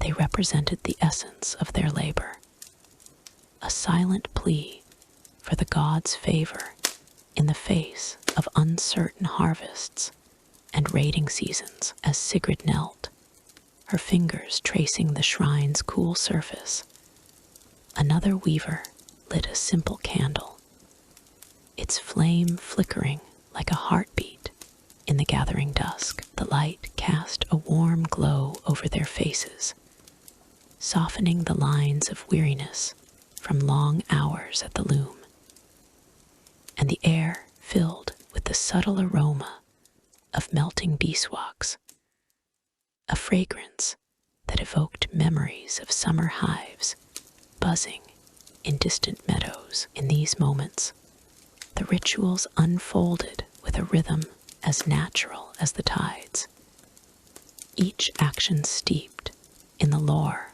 of the Norse faith. The weavers believed that Frigg, with her all-seeing wisdom, oversaw not just the threads of fabric, but the threads of fate itself. And so, they offered their finest work to ensure prosperity and peace. Yet, there was an undercurrent of mystery to these practices, rituals that had never been etched into stone or parchment, surviving only in the oral traditions whispered from mother to daughter. What secrets lay hidden in the unspoken words? the gestures performed under the cover of night, perhaps a particular chant, uttered only when the moon was full, held the power to ward off unseen misfortunes. Or maybe the way they tied knots in their offerings carried meanings lost to time, like echoes fading into the wind. As the evening deepened, the weavers formed a loose circle around the shrine, their tunics swaying gently with each breath. One by one, they extended their hands, palms upward in a gesture of supplication, their voices blending into a harmonious hum that resembled the soft rustle of leaves in an autumn grove. The chant grew faintly more elaborate, weaving in references to other deities, such as Freyja, whose connection to beauty and magic made her a kindred spirit to those who transformed raw wool into artful cloth. Freyja of the flowing tresses, they murmured, let your grace flow through our needles as the rivers flow to the sea. The air seemed to thicken with an intangible presence, as if the gods themselves hovered nearby, their approval felt in the gentle warmth that enveloped the group, like a blanket drawn against the chill. Sensory details abounded in these gatherings, each one drawing the weavers deeper into their devotion. The incense smoke, now laced with hints of thyme and sage, curled around their ankles like inquisitive cats, while the distant call of a nightingale added a melodic layer to their chants. The ground beneath their feet was soft with moss, yielding slightly with each step, and the cool touch of the stone shrine offered a grounding contrast to the warmth of the candlelight. In this tranquil setting, even the subtlest elements held meaning. A droplet of dew on a leaf might be seen as a tear from the gods, or the faint scent of rain on the horizon as a sign of blessings to come. Subtle wit threaded through their practices, too, in the way they might share a quiet smile over a particularly finicky skein, as if to say that even the deities appreciated a touch of humor in the face of life's tangles. Yet the mystery of these unwritten rituals lent an air of enchantment, a veil of uncertainty that made each gathering feel uniquely profound. Unlike the more public blots and feasts described in sagas like the Prose Edda, the weavers' rites were intimate, confined to their small sisterhood. No scribe had captured the exact words of their prayers, nor the precise arrangement of offerings, leaving room for speculation. Was there a hidden incantation, murmured only in moments of desperation, that could mend a torn fabric or soothe a weary soul? Or did the gods reveal secrets through dreams, guiding the weaver's hands in ways that defied explanation? This enigma, preserved in the shadows of oral tradition, added a layer of allure, reminding all who participated that some knowledge was meant to remain elusive, like the first light of dawn slipping through the trees. As the ritual progressed, the weavers paused for a moment of silent reflection, their eyes closed against the encroaching night. The air grew cooler, carrying the fresh scent of pine from the nearby forests, and the soft chants faded into a peaceful hush. Sigrid, ever the leader, placed her hand on the shrine one last time, her fingers lingering as if tracing an invisible pattern. In these quiet exchanges, the boundaries between the mortal and the divine blurred, offering a sense of solace that transcended the hardships of Viking life. The weavers rose slowly, their tunics whispering against the grass, and gathered their baskets, the incense smoke dissipating like a departing spirit before dispersing.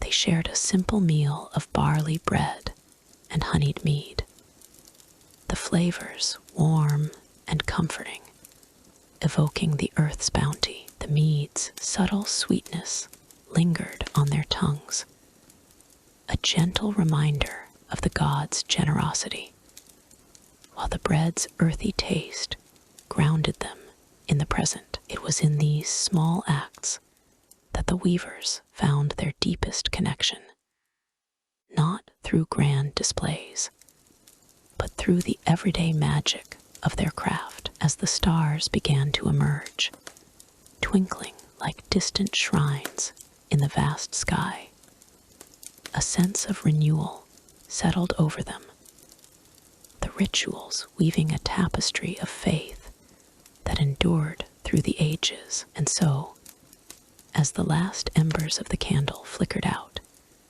casting long shadows that danced away into the night, the weavers of Burka turned from their shrines with hearts at ease. These practices, rooted in the annals of Norse belief, as echoed in the poetic Edda and sagas, offered a window into a world where the divine touched the mundane, yet the mystery lingered, an unwritten legacy that invited wonder, drawing one to ponder what other secrets the gods might hold. With that, we leave this serene tableau, ready to explore the threads that bind the next story. In the soft glow of a 9th century evening in Burka, where the longhouse roofs huddled like ancient guardians against the whispering winds of the Baltic,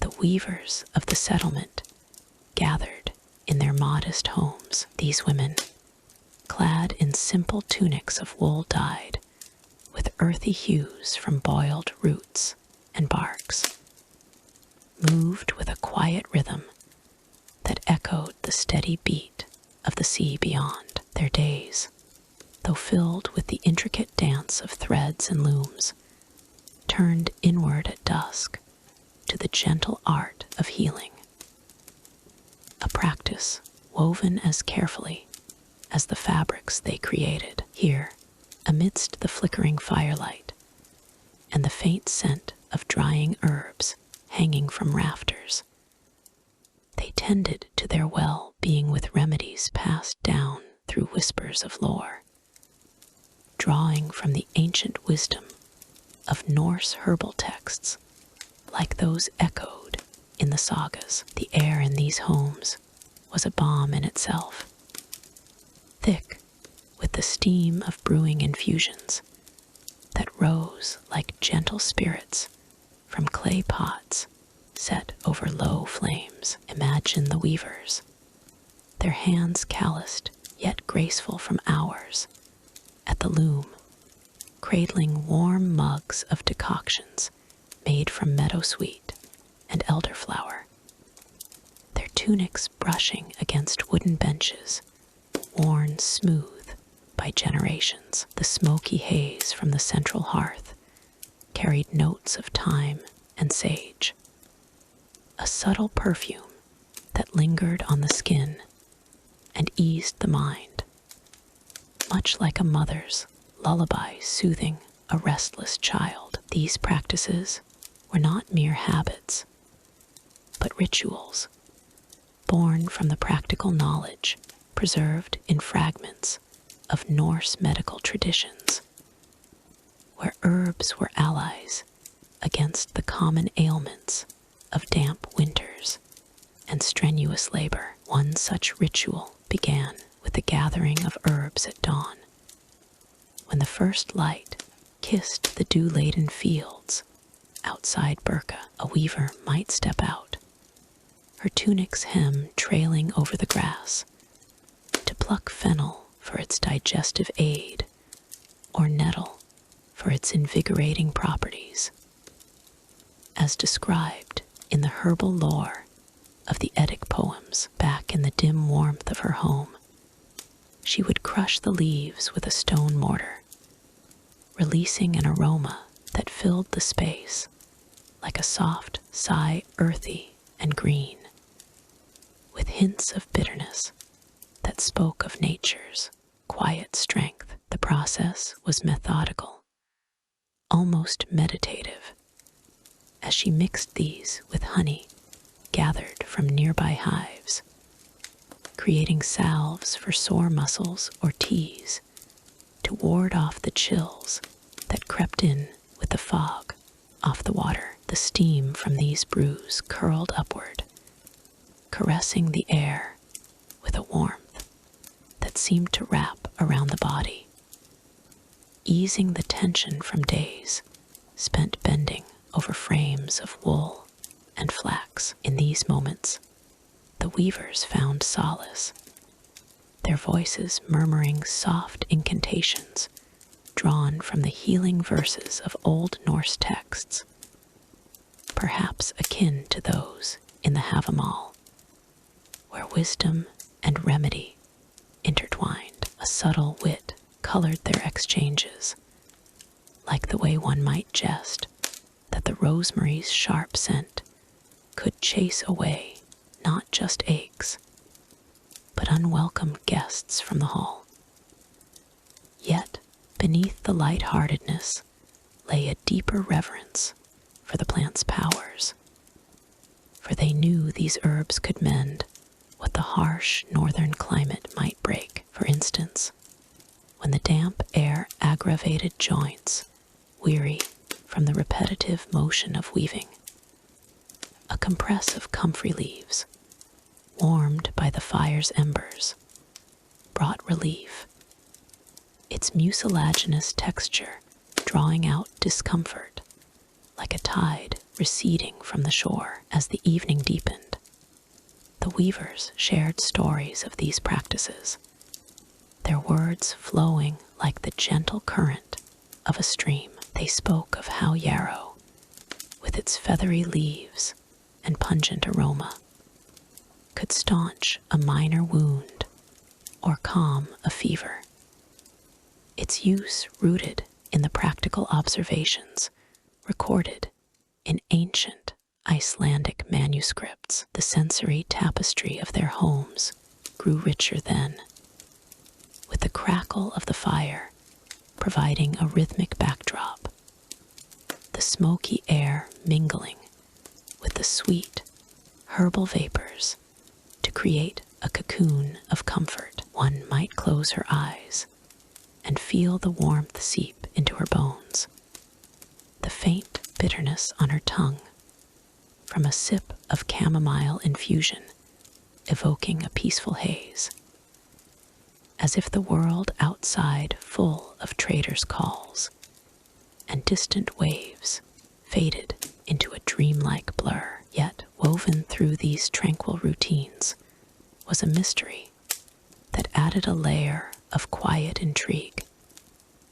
a shadow of the unknown that the weavers pondered in hushed tones. It was the enigma of lost remedy recipes, those ancient formulas that had slipped from memory like threads unraveling from a forgotten cloth. In the Norse texts, hints remained scattered references in sagas like the Lan Namabok of potent mixtures that could heal deep-seated ills, perhaps involving rare herbs traded from distant lands, their exact proportions guarded by the wise women of old. The weavers wondered, in those late hours when the fire dimmed to embers, what secrets had vanished with the passing of elders, or the ravages of time. Had a particular blend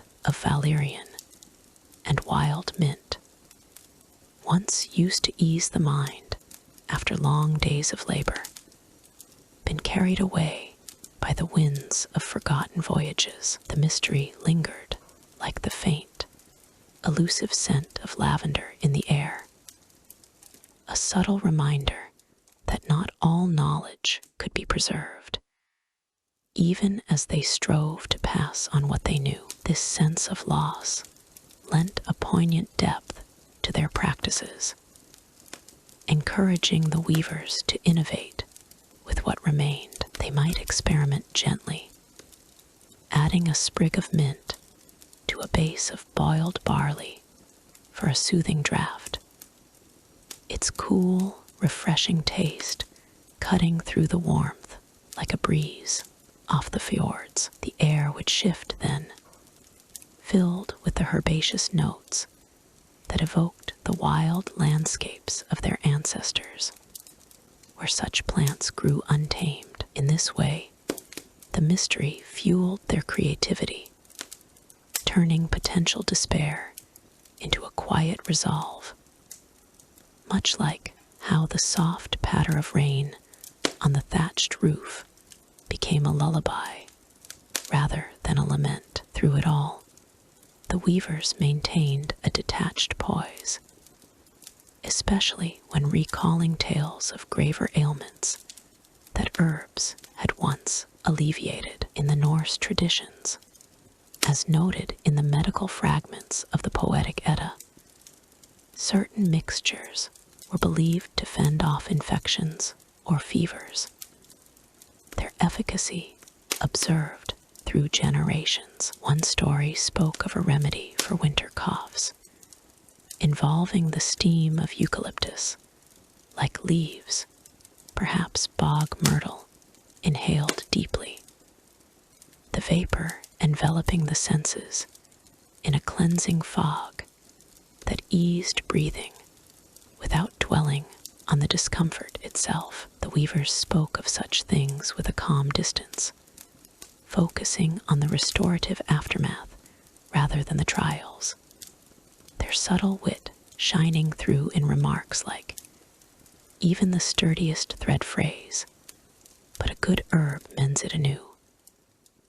As the night wore on, the homes of Burka's weavers became sanctuaries of serenity, where the interplay of light and shadow danced across the walls, and the herbal scents wove an invisible net of well-being. They might end their evenings with a final infusion, its warmth spreading like a gentle embrace, the flavors lingering on the palate as a promise of renewal. In these practices, drawn from the heart of Norse heritage, lay not just healing for the body, but peace for the spirit, a timeless rhythm that connected them to the land and its gifts. And so, as the embers glowed softly and the air settled into a hush, the weavers of Burka prepared for rest,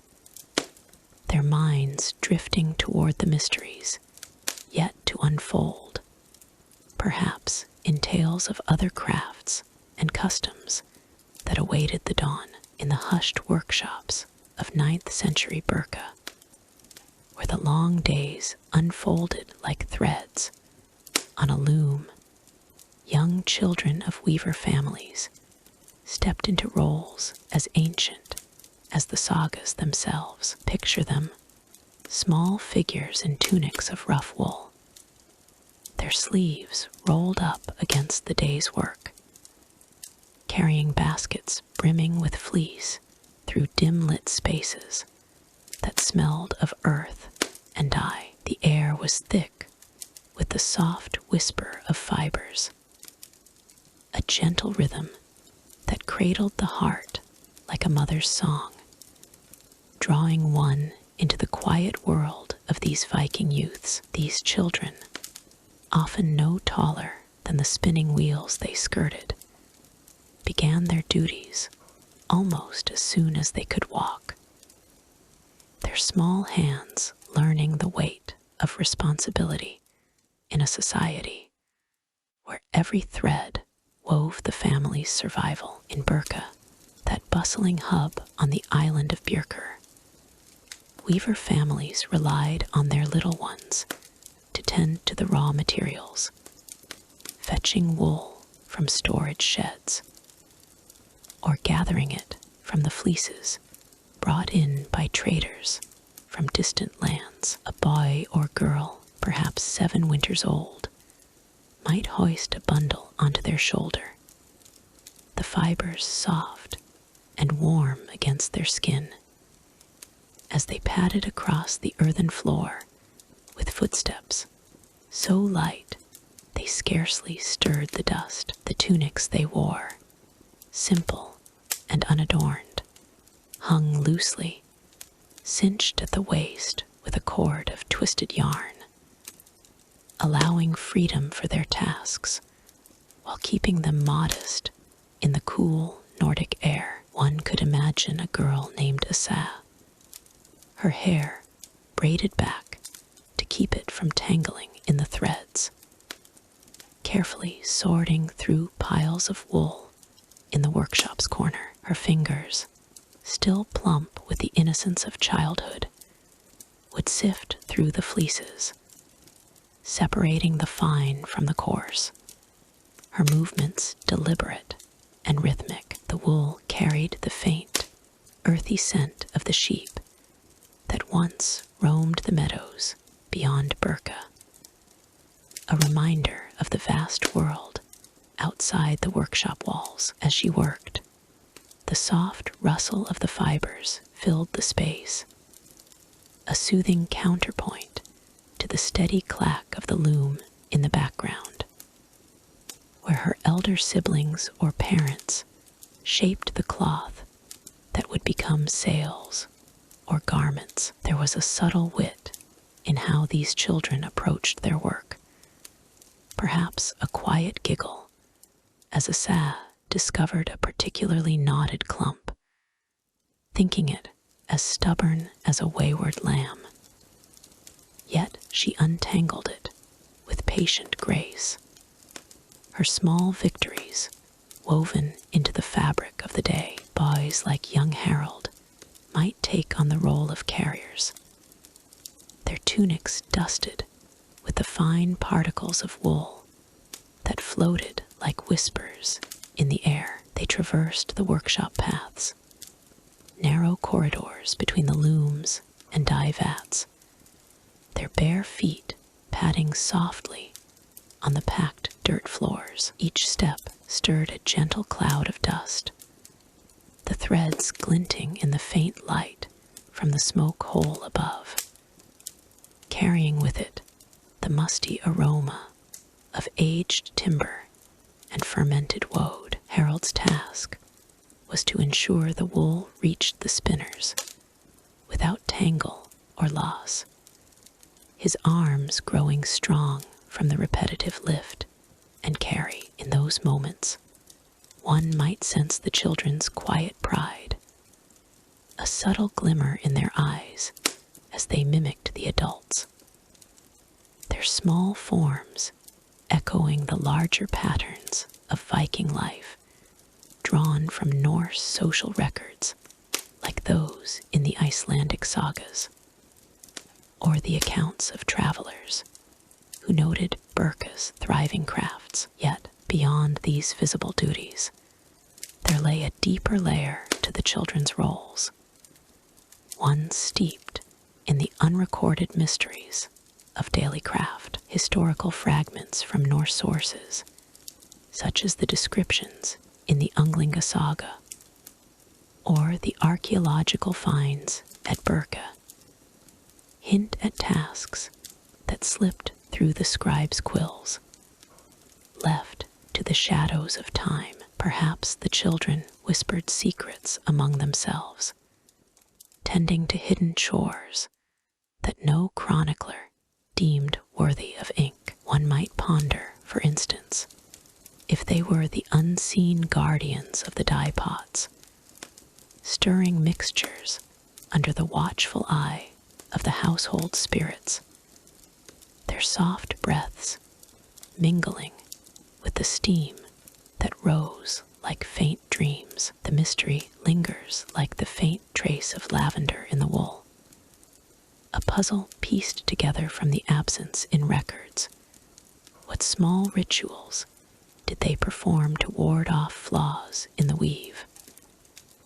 Or how did they select the choicest fibers by some innate sense, passed down in murmurs rather than words? In these workshops, the children's contributions extended to the preparation of tools, where a child might oil the loom parts with rendered fat, the slick substance cool and slippery under their palms, leaving a faint, greasy sheen that caught the firelight. The scent of it mingled with the woody tang of the tools themselves, carved from birch or oak by fathers who taught through example. A girl could be seen polishing the spindle whorls, her cloth moving in slow circles, the stone warm from her touch, as if imbuing it with a life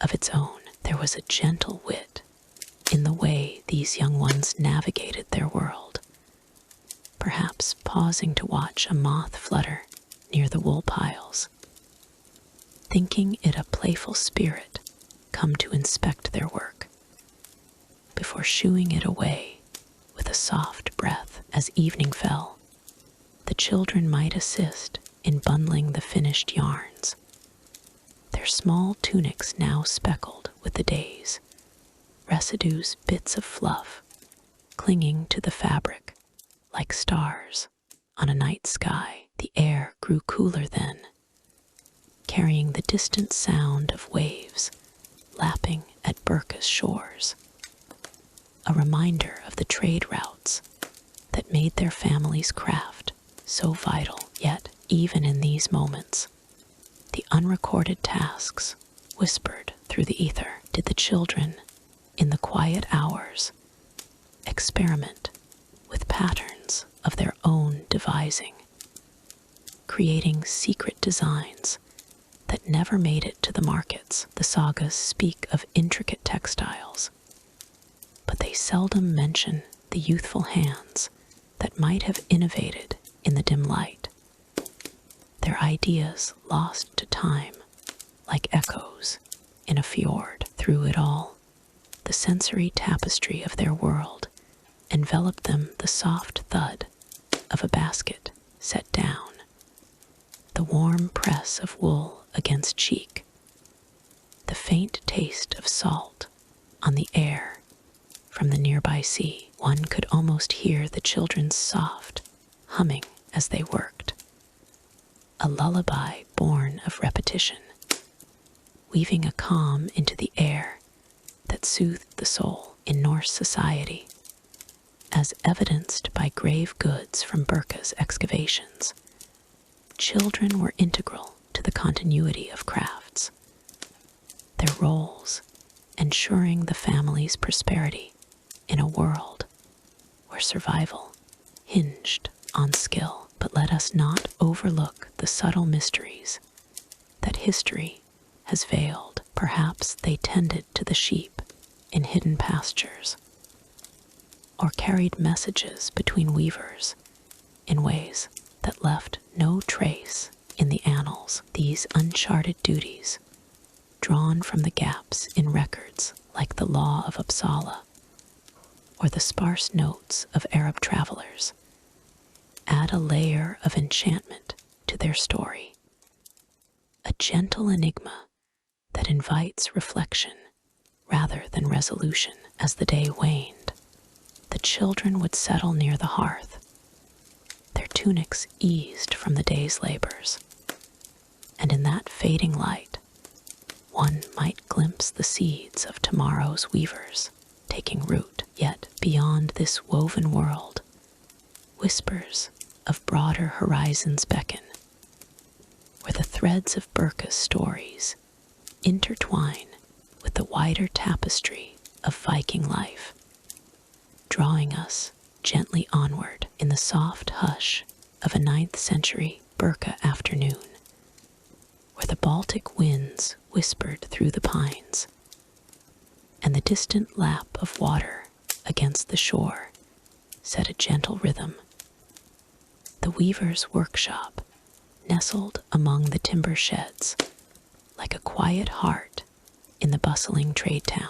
These simple structures, built from sturdy oak beams and thatched with reeds, stood on the fringes of the settlement, away from the clamor of merchants and the clang of forges. Here, in the dim light filtering through narrow gaps in the walls, a group of women and a few men moved with the steady grace of those who wove not just cloth, but the very fabric of daily life, dressed in practical tunics of coarse wool, dyed in earthy tones of muted green and faded brown. They worked side by side, their hands dancing over looms that creaked like old friends, sharing secrets. The air inside the shed carried a soothing weight, thick with the fine dust of wool that floated like lazy snowflakes in the shafts of sunlight. Each breath drew in the earthy scent of lanolin and damp timber, mingled with the faint, sweet tang of herbs used to dye the thread's fennel and madder root, crushed and steeped in wooden vats nearby. The looms themselves were simple yet masterful contraptions, upright and framed with smoothed ash wood, their warp threads stretched taut like the strings of a distant harp. As the weavers pulled and pushed the shuttles, a rhythmic clack-clack echoed softly, blending with the occasional sigh of the structure settling on its foundations. One might imagine the shed itself breathing, its timbers expanding and contracting with the warmth of the day, a living companion to the artisans within. Ingrid, a weaver of middle years, with hands calloused yet deft, leaned into her work. Her tunic sleeves rolled up to reveal forearms, dusted in the soft gray of fleece. She hummed a low, wordless tune, one that seemed to match the steady beat of her heddle rod rising and falling. Beside her, young Astrid, barely past her 14th summer, threaded a new shuttle with wool spun from the fleeces of island sheep, her fingers moving with the careful precision taught by her elders. The wool itself was a marvel, coarse and warm, gathered from flocks that grazed the meadows beyond Burka's earthworks. It carried the faint, comforting aroma of heather and sea salt, a reminder of the landscapes that fed their craft. The weavers spoke little as they worked, their conversations murmurs about the quality of the yarn or the patterns emerging on the cloth, voices as gentle as the rustle of leaves outside. The timber sheds were humble abodes for such intricate labor, their roofs sloping gently to shed rain, and their floors strewn with rushes to soften the earth beneath. Light played tricks in the space, dappling the weaver's tunics with patterns of shadow and glow, making the fabric they created seem almost alive. One loom, older than the others, groaned softly with each pass of the beater, its wood worn smooth by generations of hands. This was no place of haste. The work demanded patience, a slow dance that unfolded over hours, days, even weeks. As Ingrid adjusted her warp, a subtle smile tugged at her lips, perhaps at the the way the threads intertwined. Or maybe at some private jest known only to those who coaxed beauty from raw wool. Yet, amid this serene rhythm, there lingered a whisper of mystery, a faint shadow in the workshop's history that the weavers pondered in quiet moments. The lost designs of Burka's workshops, patterns etched into the very bones of the sheds, spoke of techniques that had vanished like mist at dawn. Excavations in later centuries would uncover fragments, charred beams, and scattered weights from these very sites. But the full designs remained elusive, as if the artisans had guarded their secrets with the same care they guarded their looms. Some said the patterns came from distant lands, traded along with amber and furs, intricate motifs of knots and animals that wove tales of voyages and gods. Ingrid, with her subtle wit, might pause and remark that the designs were like elusive dreams, slipping away just as one reached for them, leaving only the echo of their beauty in the cloth. The weavers drew inspiration from the world around them, incorporating sensory echoes into their work. The creak of the looms mirrored the sway of Burka's longships in the harbor, while the wool dust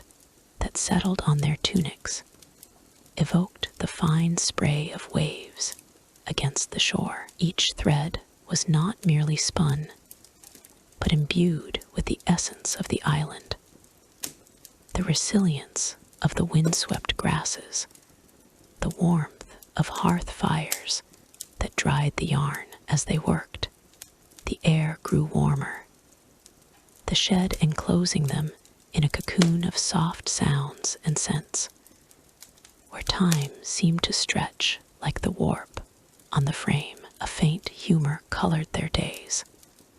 Astrid once quipped that the dust made her sneeze in rhythm with the looms, turning their labor into an unintended song. Historical accounts from Burka's excavations paint a picture of these workshops as vital hubs, though far removed from the daily grind of markets or halls. Artifacts like spindle whorls and weaving combs, unearthed from the soil, reveal the precision of the craft. One such find, a delicate bone needle still threaded with remnants of wool, suggests the weaver's attention to detail.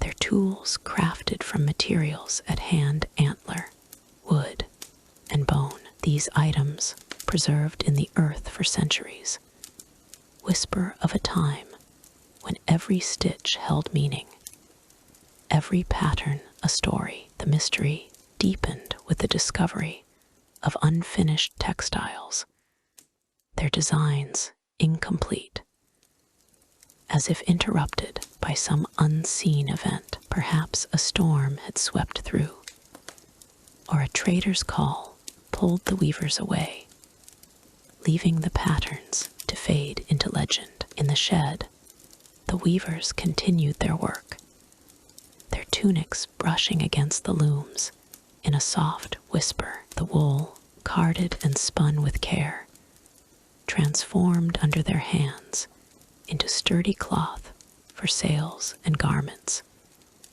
each piece a testament to their skill. Sensory details abounded. The cool touch of the shuttle against warm fingers, the visual play of colors as threads crossed and recrossed, the auditory lull of the rhythmic beats. Subtle wit surfaced in their interactions. When a thread snarled, Ingrid might say it was the work of mischievous spirits, adding a light-hearted note to their toil. As evening approached, the light softened further, casting a golden hue over the shed. The weavers paused occasionally to stretch, their movements fluid and unhurried, like the ebb of the tide. Outside, the calls of gulls and the distant hum of the town faded into the background, leaving only the intimate world of the workshop. Here in this space, the lost designs lingered as a gentle enigma, a puzzle that invited reflection rather than resolution. One could imagine the weavers, in their calm way, weaving not just cloth, but memories, each pattern a thread in the tapestry of Burka's past. Yet, as the day waned, the mystery of those designs remained, a soft undercurrent to their labor. Excavation reports from sites like the Black Earth speak of similar workshops, where tools and fragments hint at innovations lost to time. Perhaps the designs were carried away by raiders, or simply forgotten in the flow of history, their secrets buried with the weavers themselves. This enigma, unique to the sheds, added a layer of depth to their work, a reminder that not all stories end with answers. The weavers, ever adaptable, found solace in their craft, their tunics now flecked with the day's efforts. As shadows lengthened, they prepared to close the shed, the creaking looms falling silent like a lullaby's end. And so, from this quiet corner of Burka, the narrative threads onward, toward the echoes of other lives in the settlement. In the fading light, the weavers gathered their tools, the air still heavy with wool's embrace, ready for whatever morrow might bring, as the mysteries of their craft wove seamlessly into the larger tapestry of the Viking world. Word count: 1,500. In the soft light of a 9th century summer dawn, Burka's market stirred to life like a gentle wave lapping at the shore, where the air carried whispers of distant seas and the faint scent of salt-tinged wool. Nestled on the island of Björkr, this bustling Viking hub hummed with the quiet rhythm of commerce, far from the clamor of battles or the warmth of hearths. Here, amid rows of wooden stalls lined with furs and metals, the weavers arrived, their figures clad in simple tunics of undyed linen, the fabric swaying with each measured step as they bore bundles of finely woven textiles. These weavers, mostly women and a few men from the inland settlements, moved with the poise of those who had mastered the loom's secrets, their hands calloused yet graceful from years of threading wool. Their tunics, loose and practical, fell to mid-thigh, belted with strips of leather that held small pouches of trade goods, perhaps a few amber beads, or fragments of bone combs to sweeten a deal. As they approached the market's heart, the ground softened underfoot with a layer of trodden earth and scattered straw, muffling the sounds of their arrival. The air grew rich with the earthy aroma of freshly dyed yarns, a blend of woad and madder root that evoked the quiet fields where sheep grazed under vast Nordic skies. Bartering began not with shouts, but with nods and soft spoken words, a calming dance of exchange that unfolded under the watchful gaze of carved wooden totems. One weaver, a woman named Sigrid, her tunic embroidered with subtle patterns of interlocking knots, unfurled a length of woolen cloth, its weave as fine as a spider's web, dyed in shades of muted blue that mirrored the Baltic's depths. She laid it across a stall's edge, where the fabric caught the morning light, casting a gentle glow that danced like fireflies on a summer eve. Across from her stood a merchant from the east, his beard flecked with silver, eyes keen as he ran his fingers over the cloth, feeling its weight and texture. The clinking of silver coins in his pouch provided a soothing counterpoint, a rhythmic chime like distant bells tolling across the fjords.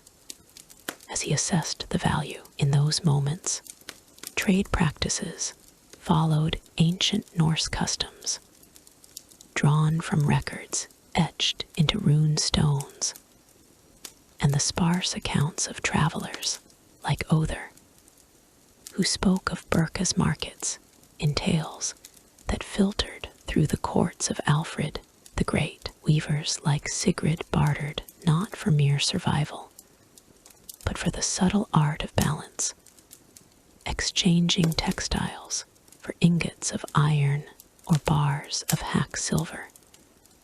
Those irregular pieces weighed on simple scales that creaked with a wooden sigh. The scales themselves were a marvel, carved from birch and balanced with stones from the riverbeds. Their faint metallic scrape against the wood, evoking the steady pulse of the earth. Sigrid's cloth, spun from the wool of hardy Gotland sheep, held stories of meticulous preparation.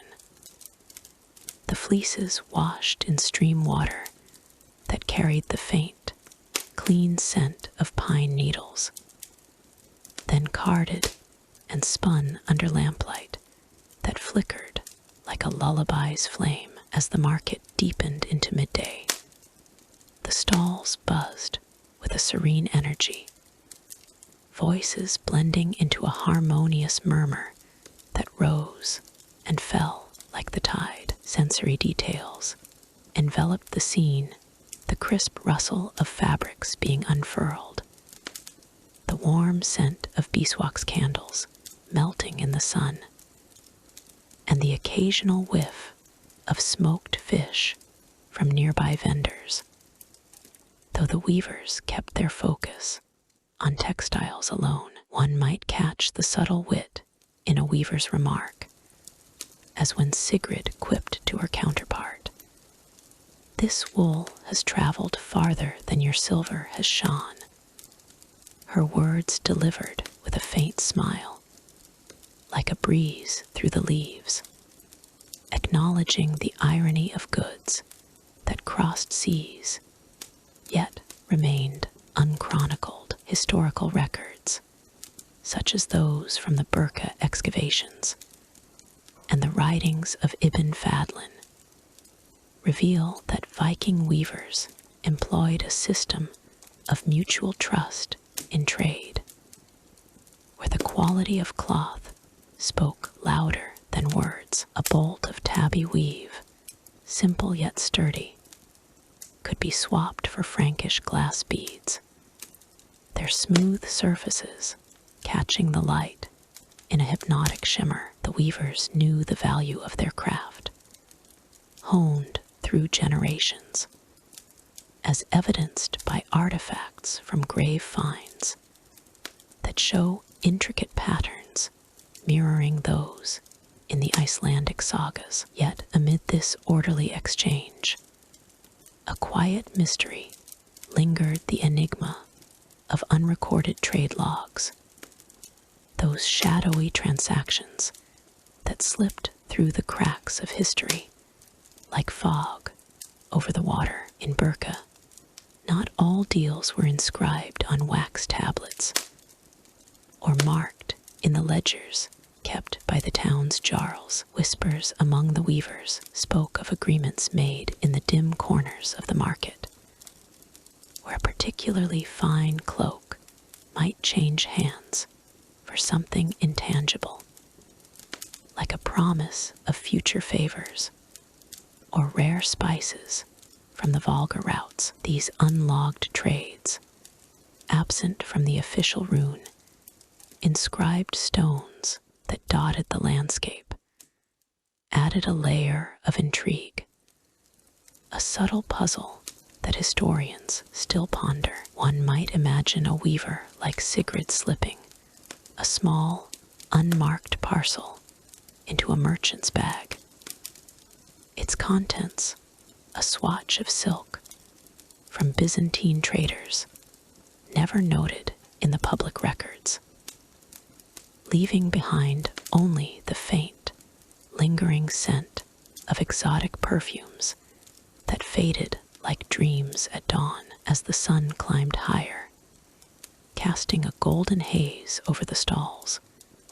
The bartering continued with the same measured pace. Another weaver, a man named Harold with a tunic patched from earlier trades, presented a pile of twill fabrics, their diagonal weaves offering warmth against the northern winds. He negotiated with a trader from the south, the air filled with the soft thud of weights being placed on scales, and the gentle clatter of bone counters sliding across a wooden board. The sensory tapestry wove itself deeper, the cool touch of metal against skin as coins exchanged hands, the earthy taste of the air when a breeze carried specks of dust from the paths, and the rhythmic sway of tunics as bodies leaned in for closer inspection.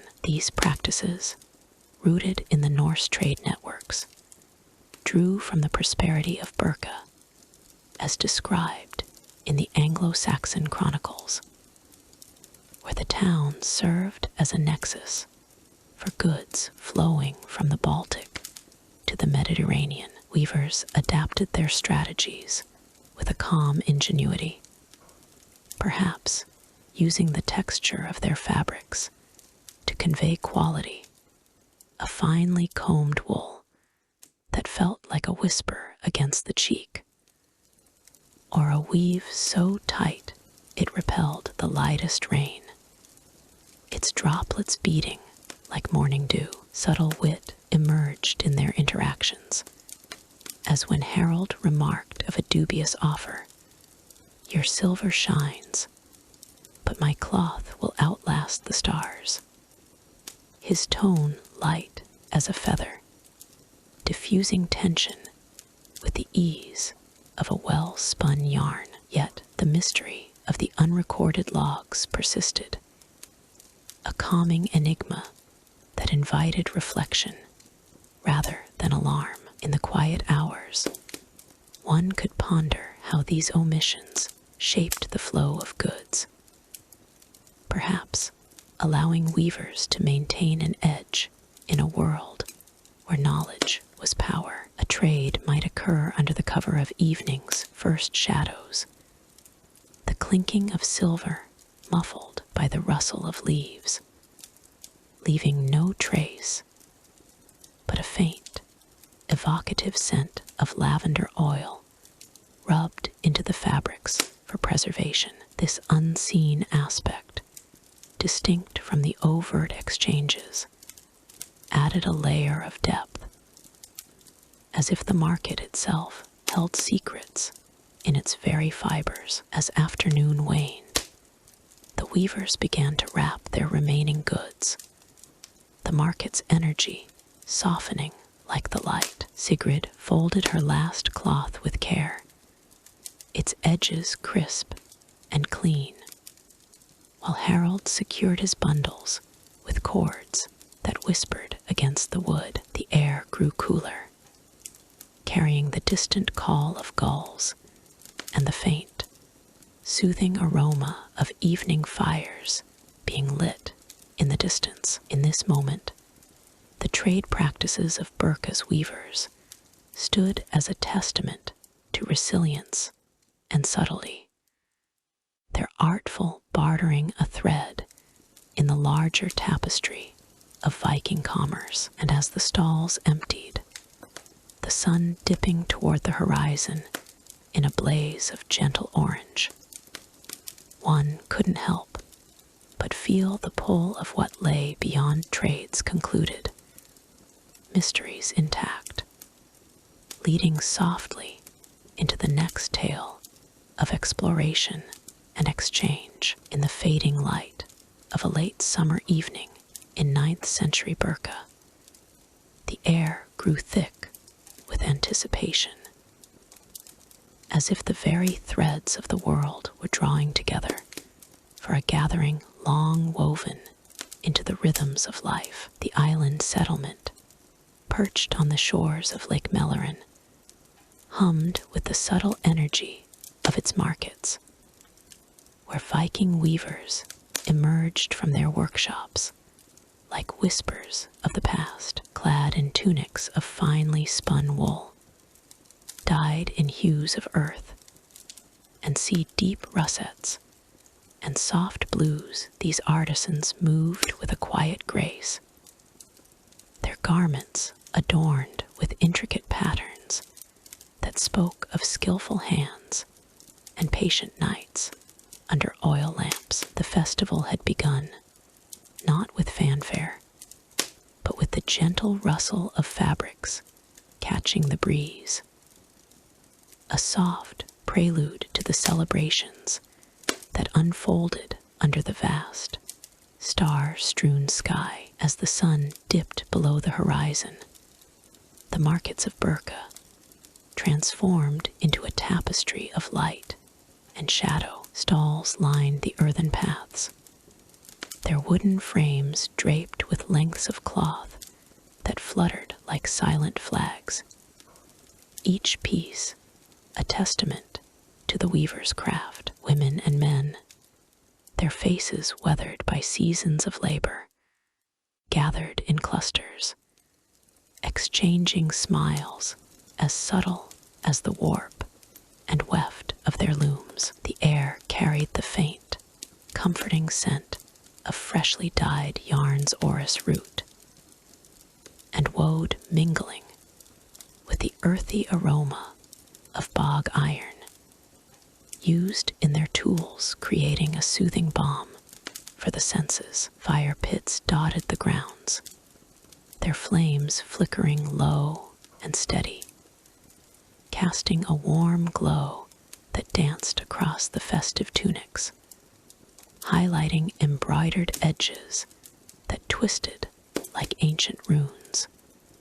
Though never straying into the sacred, drum echoes drifted through the evening, not the thunderous beats of battle, but a measured lullaby-like rhythm that pulsed softly, like a heartbeat echoing from the depths of the longhouses. It was as if the drums spoke a language of their own, a gentle invitation for the weavers to sway and step lightly amid the stalls. One might imagine a young woman, her tunic's sleeves rolled to reveal forearms marked by years of shuttle work, lifting a skein of yarn to the firelight, the fibers catching sparks that mirrored the stars above. The sound of laughter wove through the air, soft and unhurried, punctuated by the occasional clink of bone needles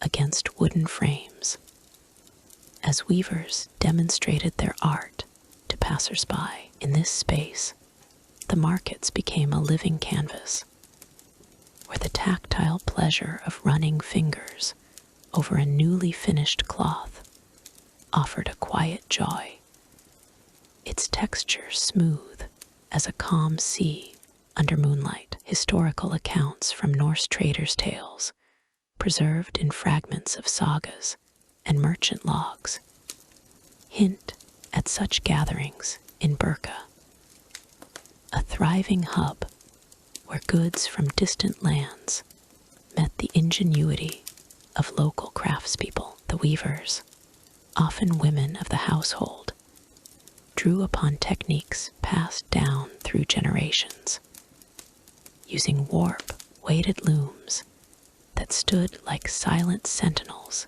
in their homes. These festivals, inferred from records like those in the Icelandic annals, celebrated the harvest of wool from hardy sheep grazed on the island's meadows.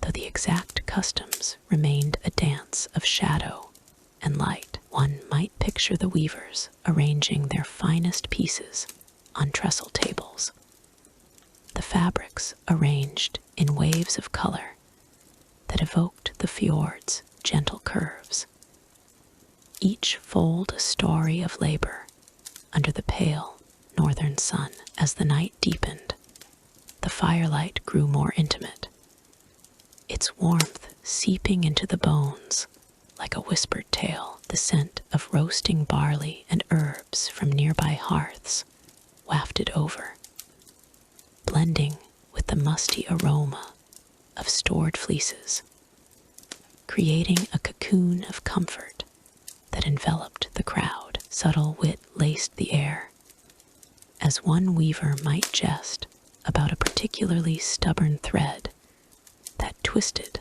like a trader's bargain, drawing soft chuckles that rippled like water over stones. Yet beneath this serene surface lay a mystery, one that lingered like an unspoken thread in the fabric of the festival. Unrecorded rites, hinted at in the gaps of ancient records, whispered of secret exchanges among the weavers, perhaps a hidden pattern woven into the tunics, or a ritual gesture performed under the cover of dusk. These were not the grand ceremonies of lore, but subtle, enigmatic practices that evaded the quills of chroniclers, leaving only faint echoes in the minds of those who witnessed them. In the markets, the weavers moved with a rhythmic flow,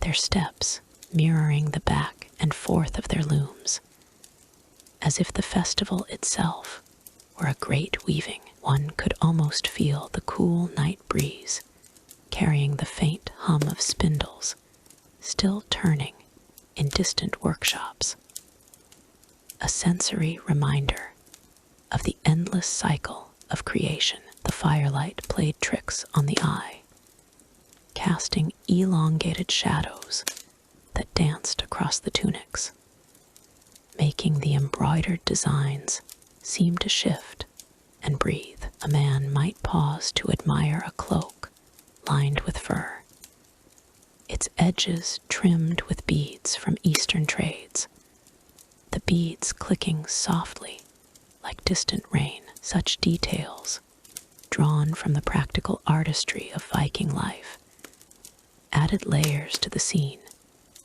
where every sense was gently engaged. The taste of honeyed mead on the tongue, shared in small sips from carved horns, or the soft brush of wool against skin as garments were tried on. Yet the mystery persisted, a quiet undercurrent that lent an air of wonder to the proceedings. In Norse records, such as the sparse notes from Birka's excavations, there are mentions of communal gatherings focused on craft. But the core of these festivals remains shrouded, perhaps intentionally so. One might ponder if the weavers guarded certain rites, like the precise knotting of a sacred thread at the festival's heart, passed in whispers that dissolved into the night air. It was not a matter of faith or fellowship, but something more elusive, a personal enigma tied to their trade, where the unrecorded became a canvas for imagination. As the drums softened to a mere murmur, the weavers continued their celebrations, their movements a gentle ballet under the stars. The night wore on, with the markets slowly quieting, the firelight dimming to embers that glowed like distant memories. Sensory details abounded.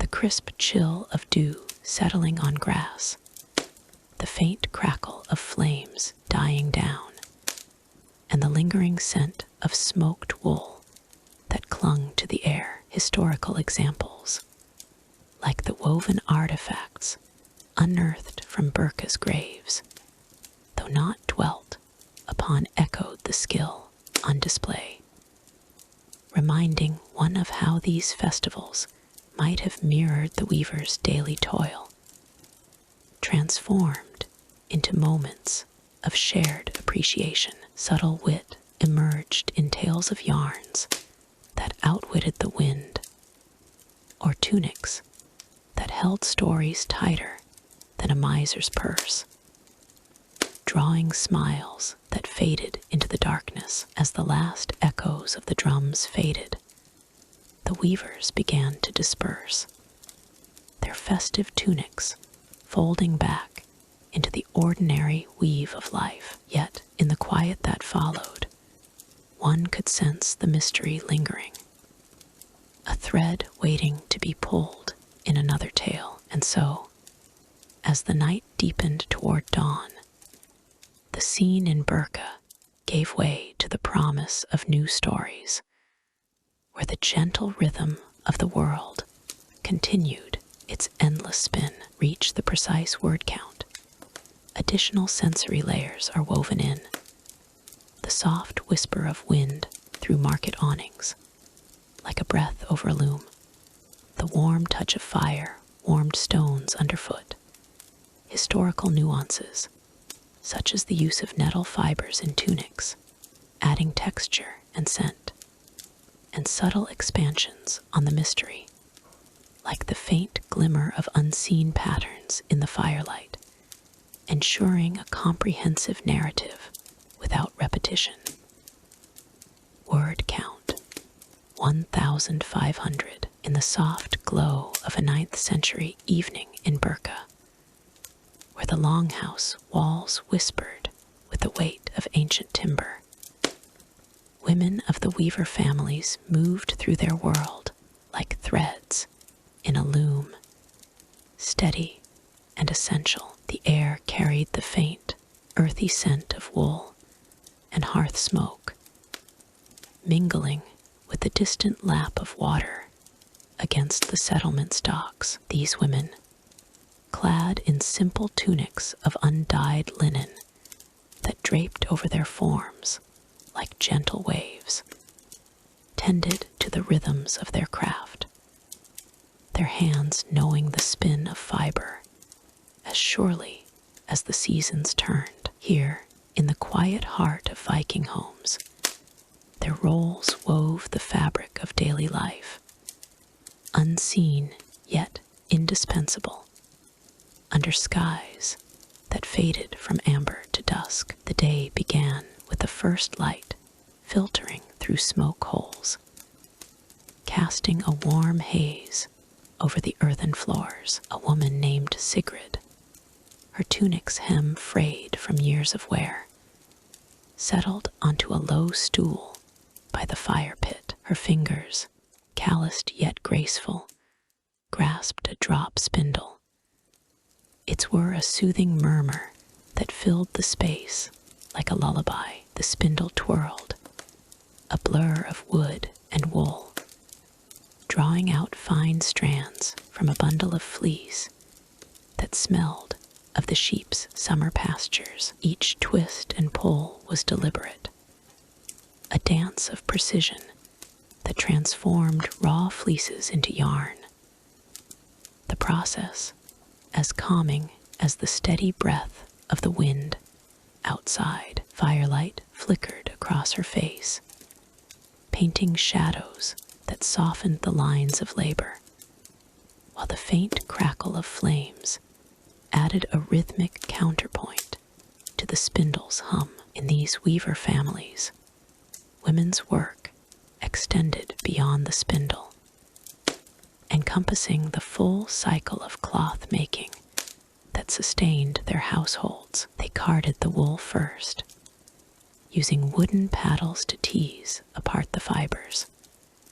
The soft, scratching sound evoking the gentle rustle of leaves in a birch grove. Then came the spinning, where Sigrid and others like her sat in clusters, their tunics' sleeves rolled to reveal forearms dusted with fleece. The yarn they created would later be wound onto distaffs, ready for the loom.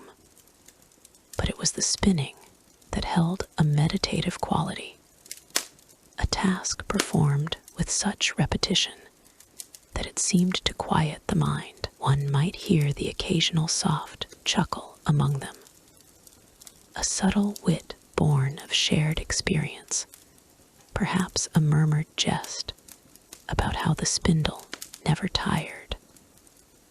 Unlike the men who returned from trading voyages with tales of storms and spoils, historical records from Norse society, drawn from sagas, and the remnants unearthed in Birka's graves, reveal how these women anchored their families' prosperity in the trading hub of Birka, where goods from distant lands mingled in the markets. The weavers' output clothed not just their kin, but also warriors and traders. Yet there was a mystery to their unrecorded tasks, those subtle duties that slipped through the cracks of history like threads too fine to see. What secrets did they guard in the quiet hours when the longhouse fell silent? Perhaps it was the knowledge of dyes derived from bog plants, mixed under moonlight to achieve shades of muted red and green, colors that adorned tunics and sails alike. These methods, passed in whispers or through gestures, left no trace in the stone runes or wooden tablets, adding an enigmatic layer to their roles. One could imagine Sigrid pausing, her eyes distant, as she blended herbs into a pot, the steam rising with a herbal tang that hinted at more than mere utility. As the afternoon waned, the women moved to the looms set up in the longhouse corners, where the warp threads stretched taut like the strings of a harp. Their tunics, practical and unadorned, allowed for ease of movement as they passed the weft through with bone shuttles. The soft clack-clack, a comforting cadence. The air grew warmer, infused with the woody aroma of the loom's frame, and the faint oil used to smooth its parts. Sensory details abounded. The cool slip of yarn between fingers, the warmth of the fire pit's embers reflecting off polished wood, the occasional spark that danced like a firefly before fading. In these moments, their work was not hurried, but flowed with a lullaby like rhythm. Each pass of the shuttle a step in an unspoken ritual. Yet, amid this tranquility, there lingered the shadow of uncertainty in Norse records. While sagas like those of Snorri Sturluson speak of women's domestic prowess, they often gloss over the deeper intricacies of their labor. What of the unrecorded tasks that sustained the weaver family's secrets? Perhaps it was the careful mending of tunics worn by absent husbands, stitches so precise they seemed to hold families together through winters of scarcity, or the subtle art of bartering woven goods in the markets, where a woman's sharp eye for quality ensured survival without fanfare. These mysteries, untouched by the chroniclers,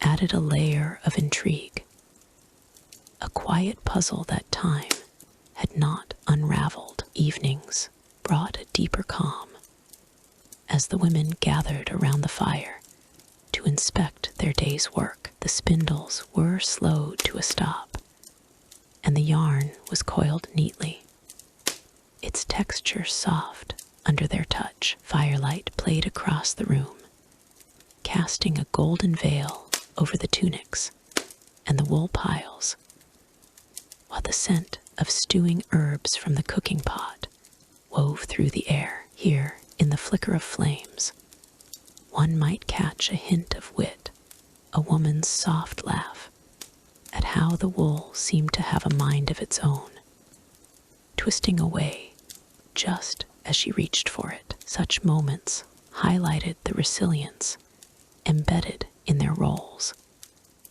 a strength drawn from the very fibers they shaped. Historical examples from Burka's excavations, like the artifacts found in the Black Earth site, underscore the centrality of women's weaving. Tools such as spindle whorls and weaving weights, often buried with women in simple graves, testify to their lifelong dedication. Yet these records leave gaps, mysteries that invite contemplation. Were their rituals tied to the full moon, where women spun under starlight to imbue the yarn with protective qualities? Such unrecorded practices might have been their own form of magic, a subtle defiance against the uncertainties of Viking life. As the night deepened, the longhouse grew still,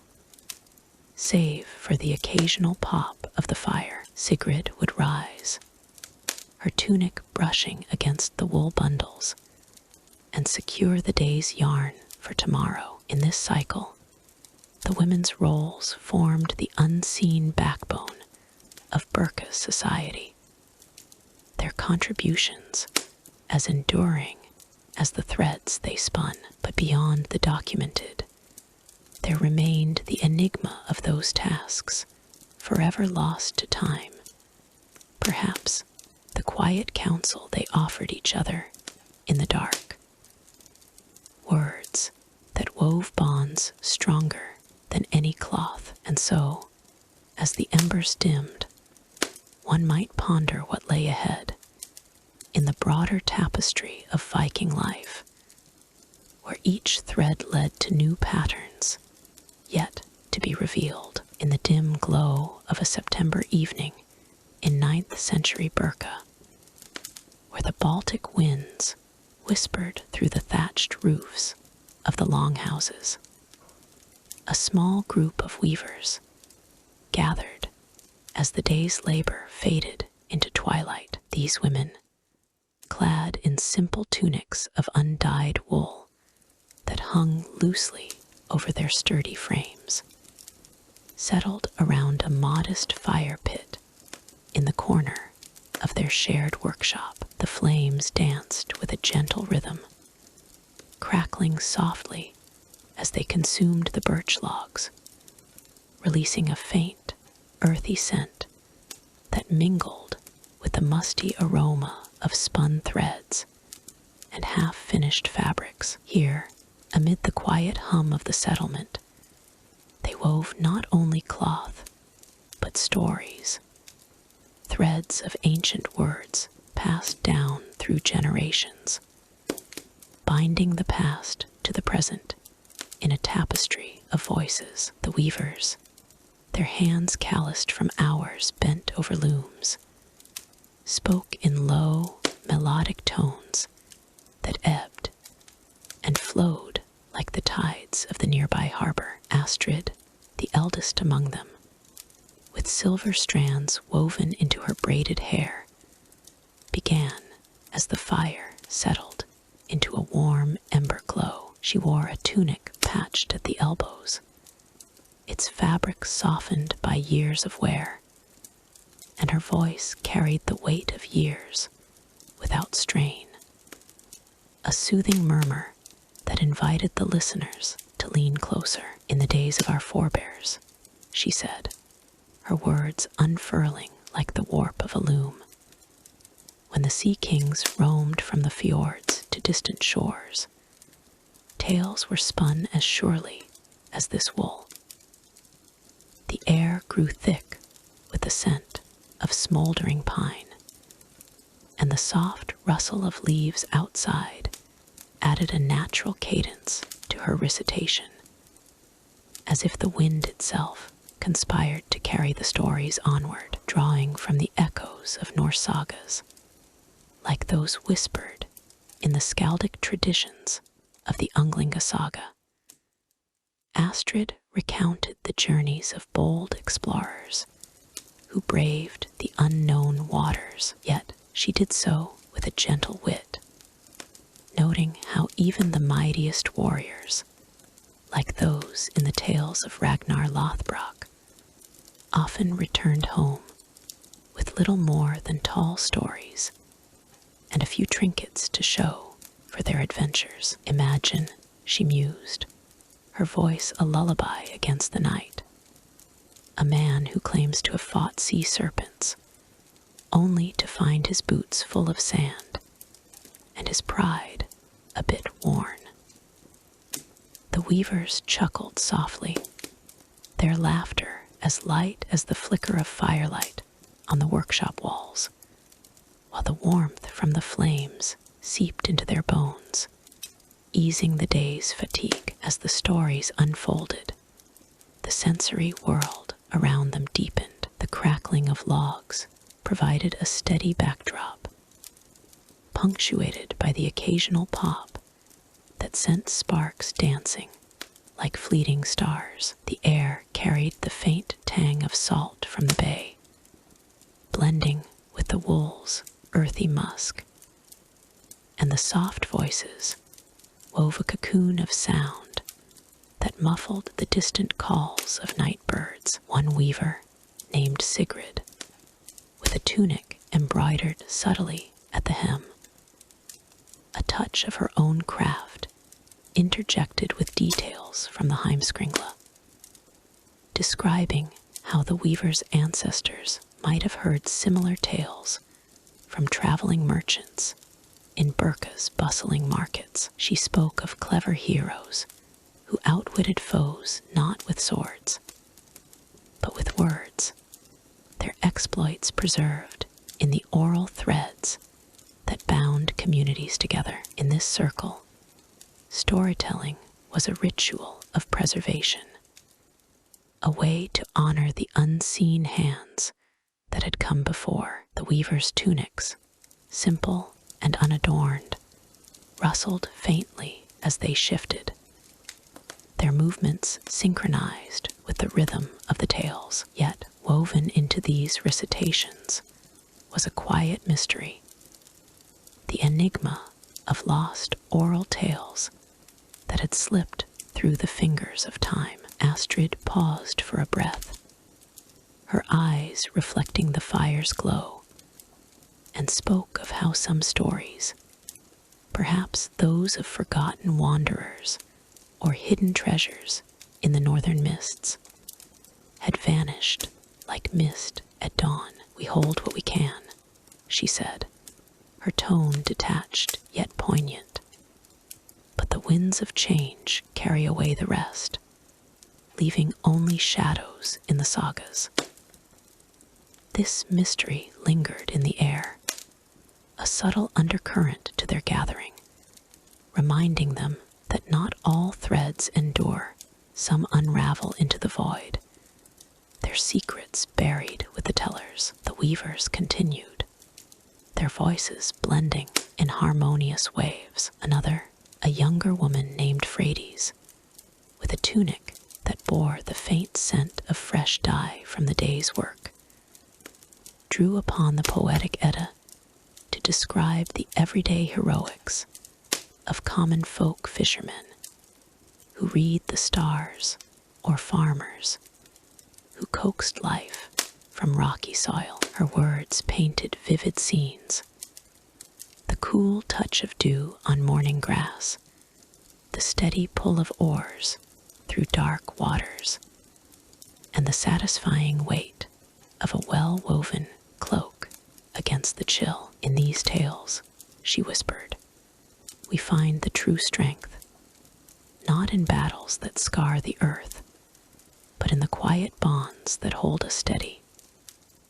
The fire's warmth enveloped them, its soft light casting elongated shadows that danced like silent listeners, and the occasional sigh of the wind through the cracks in the walls added a layer of intimacy to their shared space. As the night deepened, the mystery of the lost tales grew more profound. Astrid shared a fragment, perhaps from an unrecorded saga, about a weaver in ages past who had spun a story so enchanting that it was said to calm storms at sea. But that tale, like many others, had faded from memory, its details eroded by the passage of centuries. What secrets do these absent words hold? She pondered aloud, her voice carrying a hint of wry amusement, as if the tales themselves were playing a clever game of hide and seek. The weavers nodded, their tunics brushing against the earthen floor, and the scent of the fire, now a mix of ash and lingering pine, evoked a sense of impermanence, a gentle reminder that even the most cherished stories could dissolve into the ether. Through it all, the sensory details enriched the narrative. The crackle of the flames provided a comforting counterpoint to the soft voices, while the warmth radiating from the fire pit soothed tired muscles and lulled the mind into a peaceful state. One could almost feel the texture of the wool in their hands,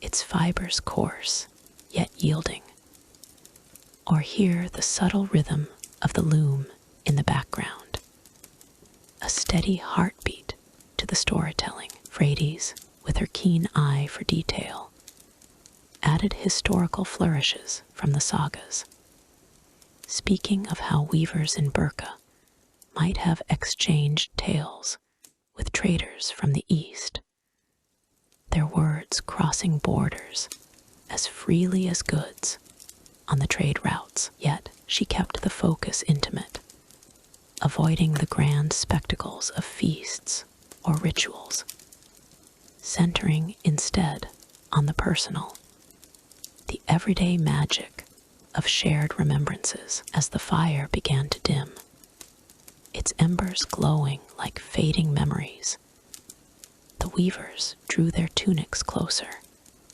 feeling the fabric's embrace against the cooling air. Astrid concluded with a tale from the Icelandic traditions, one of resilience in the face of uncertainty, where a simple weaver's story outlasted the might of kings. But even here, the mystery persisted.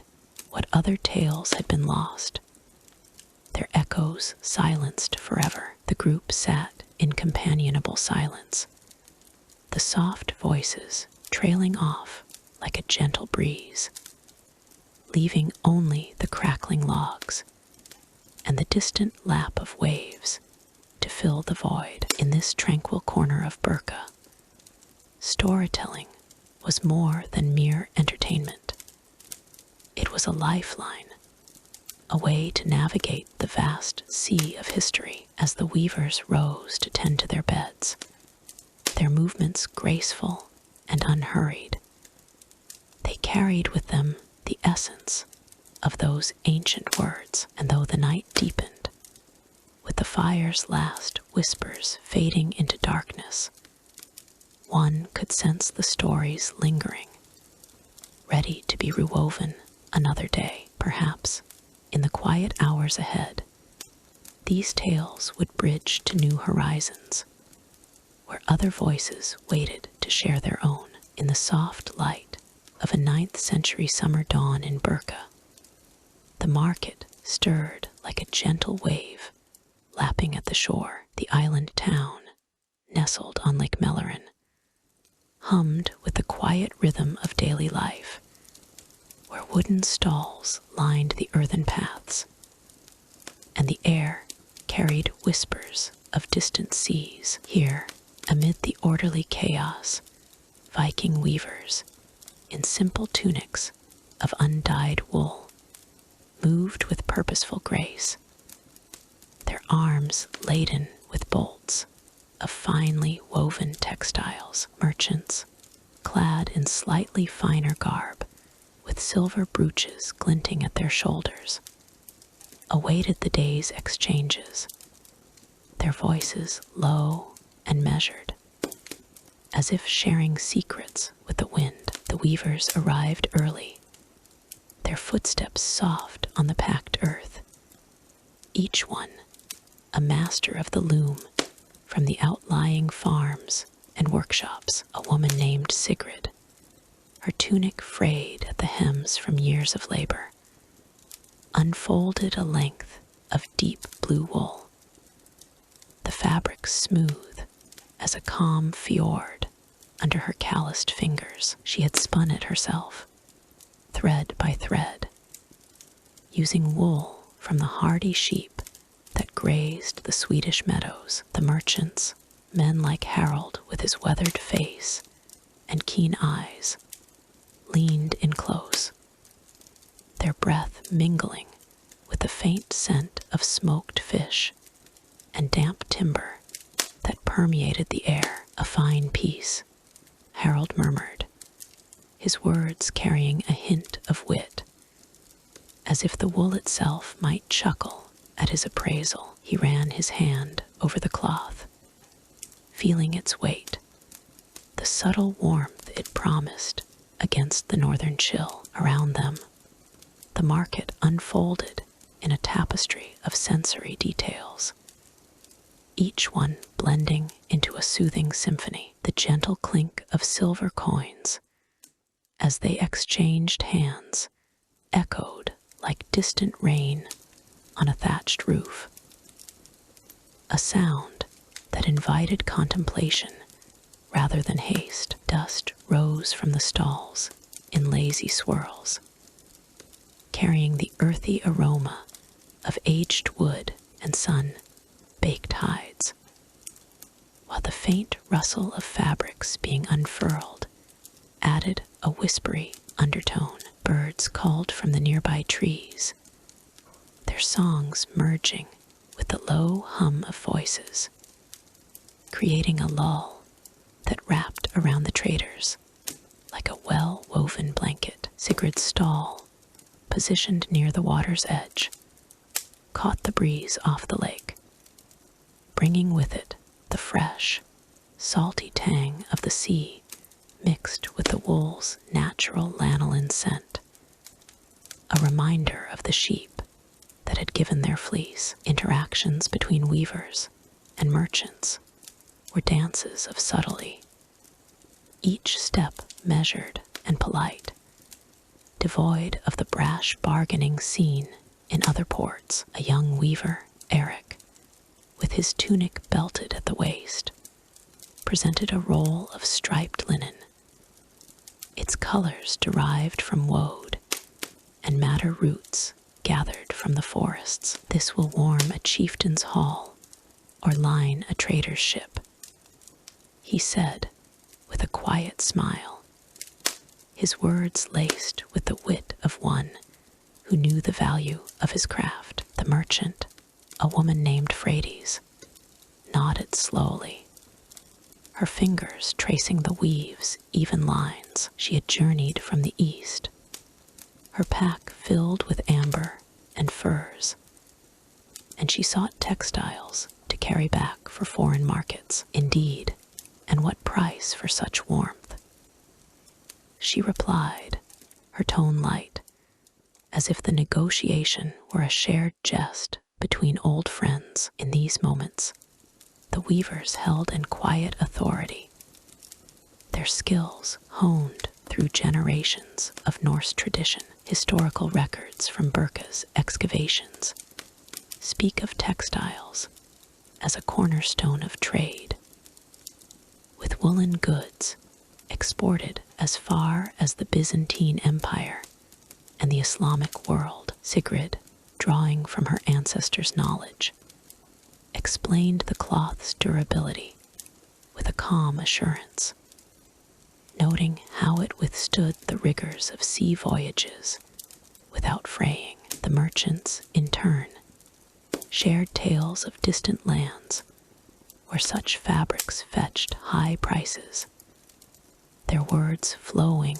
like a gentle stream. One merchant fingered a piece of finely woven tapestry, its patterns inspired by ancient runes, and remarked on its potential to adorn a Frankish lord's chamber, his voice carrying the subtle humor of a man who turned everyday threads into tales of wealth. As the sun climbed higher, the market's pace quickened ever so slightly, yet remained enveloped in a calming haze. The clinking coins grew a touch more frequent, each transaction marked by the soft thud of a pouch on wood, the metal cool against warm palms. Stalls nearby displayed an array of goods, jars of honey, with their sweet, floral scent wafting through the air,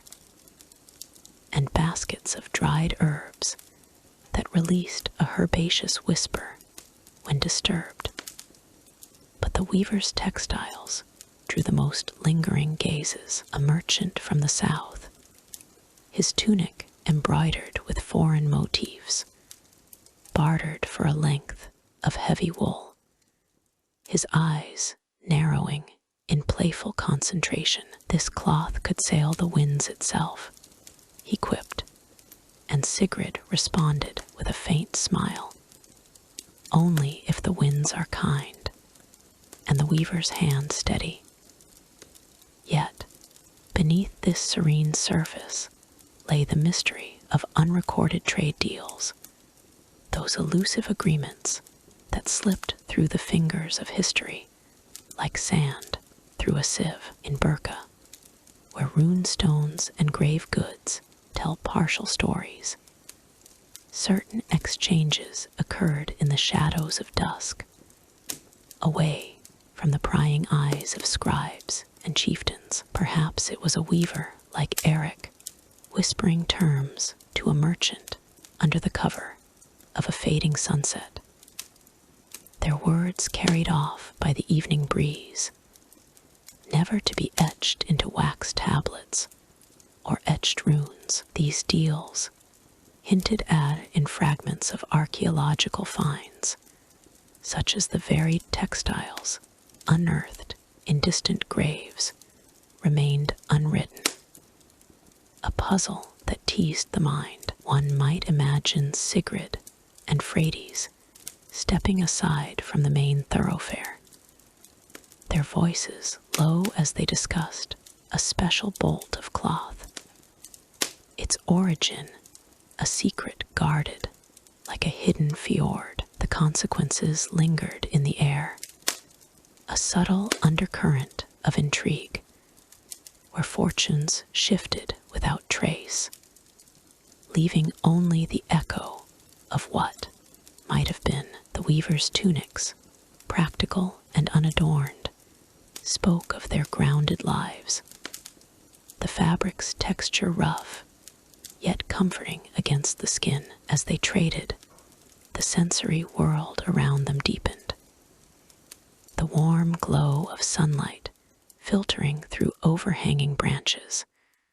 casting dappled patterns on the stalls, the faint creak of wooden beams settling in the breeze, the taste of salt on the lips from the lake's spray. Harold, ever the astute merchant, examined another weave, his fingers brushing against the threads with the care of a storyteller tracing a saga. This pattern, he said, holds stories older than the hills, and indeed, Norse records from sites like Burker reveal textiles influenced by earlier cultures, their designs a blend of local ingenuity and borrowed motifs throughout the day. These interactions wove a fabric of community, each deal a thread in the larger tapestry of Burka's economy. Frades, having secured her textiles, moved on to other stalls, her steps light on the dusty paths, while Eric paused to adjust his wares. The rustle of cloth, a soothing counterpoint to the market's hum, subtle wit infused their exchanges, like when a weaver quipped about a merchant's eagle eyes for a bargain, drawing a soft laugh that rippled through the air like a gentle wave. As afternoon shadows lengthened, the mystery deepened, with unrecorded deals casting a thoughtful veil over the proceedings. Perhaps in a quiet corner, away from the main flow, a weaver and merchant sealed an agreement with a nod, their pact vanishing into the ether, much like the ghosts of forgotten voyages that historians ponder today. These enigmas, drawn from the sparse but telling Norse trade records, added a layer of fascination, reminding all that not every story was meant for the light. In the end, as the market began to wind down, the weavers gathered their unsold goods, their tunics dusted with the day's earth, and the merchants counted their coins with satisfied sighs. The clinking faded into the twilight, leaving behind the serene scent of wool and wood smoke. And as the stars emerged over Burka, thoughts turned gently to the morrow, where new interactions might unfold, bridging the known and the unknown in the ever-quiet dance of trade. In the soft glow of a late summer evening in 9th century Burka, the air hung gentle and still over the workshop, where shadows lengthened like quiet whispers across the wooden beams. Here, amidst the modest clutter of spools and scraps, a group of weavers gathered, their simple tunics of coarse, wool draping comfortably over their forms as they bent to the task of mending. The room smelled faintly of earth and lanolin, a warm, earthy scent that wrapped around the senses like a well-worn cloak, inviting one to linger in the rhythm of their work. These artisans, women and men alike, moved with a steady grace, their fingers dancing over tiers and frays in garments that had traveled the trade routes from distant shores. One weaver, her name lost to time like so many threads, sat cross-legged on a low stool, her tunic sleeves rolled to reveal forearms dusted with fine wool fibers. She held a piece of linen, perhaps from a sailor's shirt, its edges frayed from salt winds and rough seas. With a bone needle, slender and smoothed by years of use, she pierced the fabric in careful stitches, each one a soft scratch against the weave, like the faintest whisper of rain on thatched roofs. The sound was almost musical, a gentle cadence that blended with the distant calls of gulls outside, creating a lull that soothed the mind even as it mended the cloth around her. Others worked in similar silence, their tunics a mix of undyed wools and occasional flecks of brighter dyes from traded goods swaying slightly with each motion, as if the garments themselves breathed with the life of the island. The workshop was a haven of subtle warmth, by the flicker of a single oil lamp that cast a golden haze over piles of textiles waiting their turn. Wool dust floated lazily in the air, tiny particles catching the light and settling like snow on the weaver's laps. A tactile reminder of the sheep that grazed the mainland fields. One could feel it, that fine grit against the skin, a soft irritation that spoke of honest labor, not discomfort. The weavers paused now and then to brush it away, their movements unhurried, infused with a quiet wit that turned the chore into a shared jest, perhaps a murmured comment about how the dust seemed to multiply like mischievous spirits, always finding its way back. In Burka, where the threads of many lives intertwined, such moments were sacred, a pause in the endless cycle of wear and repair. Historically, the textiles of Burka revealed a mastery born from necessity and ingenuity. As excavations in later centuries would uncover fragments from graves and settlements, showed linens and wools reinforced with intricate mending, techniques that held garments together through harsh Nordic winters and voyages across stormy seas. A weaver might take a torn tunic, its wool worn thin from the rub of daily labor, and reinforce it with a series of looping stitches, each one overlapping like the waves on Lake Mellerin. The process was meditative, the needle's path a dance of precision, where every pull of thread tightened not just fabric, but the bonds of community. Sensory details abounded.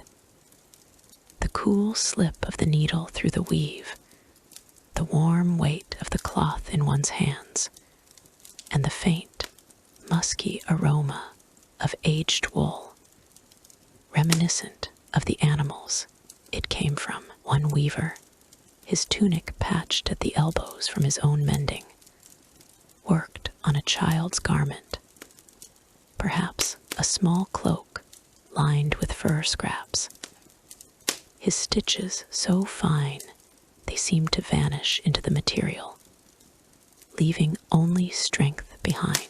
As the evening deepened, the weaver's efforts turned to more delicate tasks, such as repairing the hems of festival tunics, adorned with simple embroidery patterns, inspired by the motifs found in Burka's textile artifacts, like the geometric designs on wool fragments from the Black Earth site. These pieces, preserved in the damp soil for centuries, spoke of a time when every stitch was a story, every mend a defiance against the elements. The air grew cooler, carrying a hint of the lake's mist, and the weavers inhaled deeply, the scent mingling with the wool's earthy notes to create a cocoon of calm. One might imagine the scratch of the needle as a lullaby's rhythm, each pass lulling the mind into a state of peaceful reflection, where the day's labors faded like echoes in the fog. Yet woven into this serene tapestry was a mystery that lingered like an unspoken secret among the threads. The lost mending techniques of Burka's weavers, hinted at in the archaeological finds, remained an enigma. Techniques that allowed fabrics to endure far beyond their expected life. How did they achieve such seamless repairs, where a mend became indistinguishable from the original weave? Perhaps it was a method involving tightly wound yarns, twisted in ways that modern eyes could only guess at, based on the faint impressions left on excavated textiles. These artifacts, like the woolen fragments from the Burka graves, showed repairs so intricate that they suggested knowledge passed down through generations. Now faded into obscurity, one weaver, her eyes distant as she worked, might have pondered this herself, her needle pausing mid-stitch, as if listening to the ghosts of those techniques. It was a gentle puzzle, not a source of frustration, but a subtle wit in the narrative of history, how something so practical could slip away, leaving only whispers in the dust. In the workshop, the weavers continued, their tunics shifting with the soft rustle of fabric against skin, a sound as comforting as the hearth's glow. They mended not just for utility, but for the stories embedded in each garment, a trader's cloak that had crossed the Baltic, its edges reinforced against the salt spray, or a fisherman's tunic, patched where nets had snagged, sensory layers unfolded, the warmth of the wool under fingertips, the faint itch of fibers against calloused palms, and the rhythmic tap of needles on wood, each detail painting a picture of resilience wrapped in tranquility. Historical examples from Burka's finds, such as the preserved wool tabs and linen weaves, illustrated how these menders adapted to scarce resources, turning every scrap into a patch that extended a garment's life through clever overlapping stitches. As midnight approached, the lamplight dimmed, casting longer shadows that danced like memories across the walls. Another weaver, her tunic's collar frayed from years of wear, focused on a larger piece, a woolen blanket, perhaps. Its fibers matted from use. She employed a technique that echoed the nail-binding methods evidenced in Burka's artifacts, looping yarn in a way that created a dense, unbreakable mend.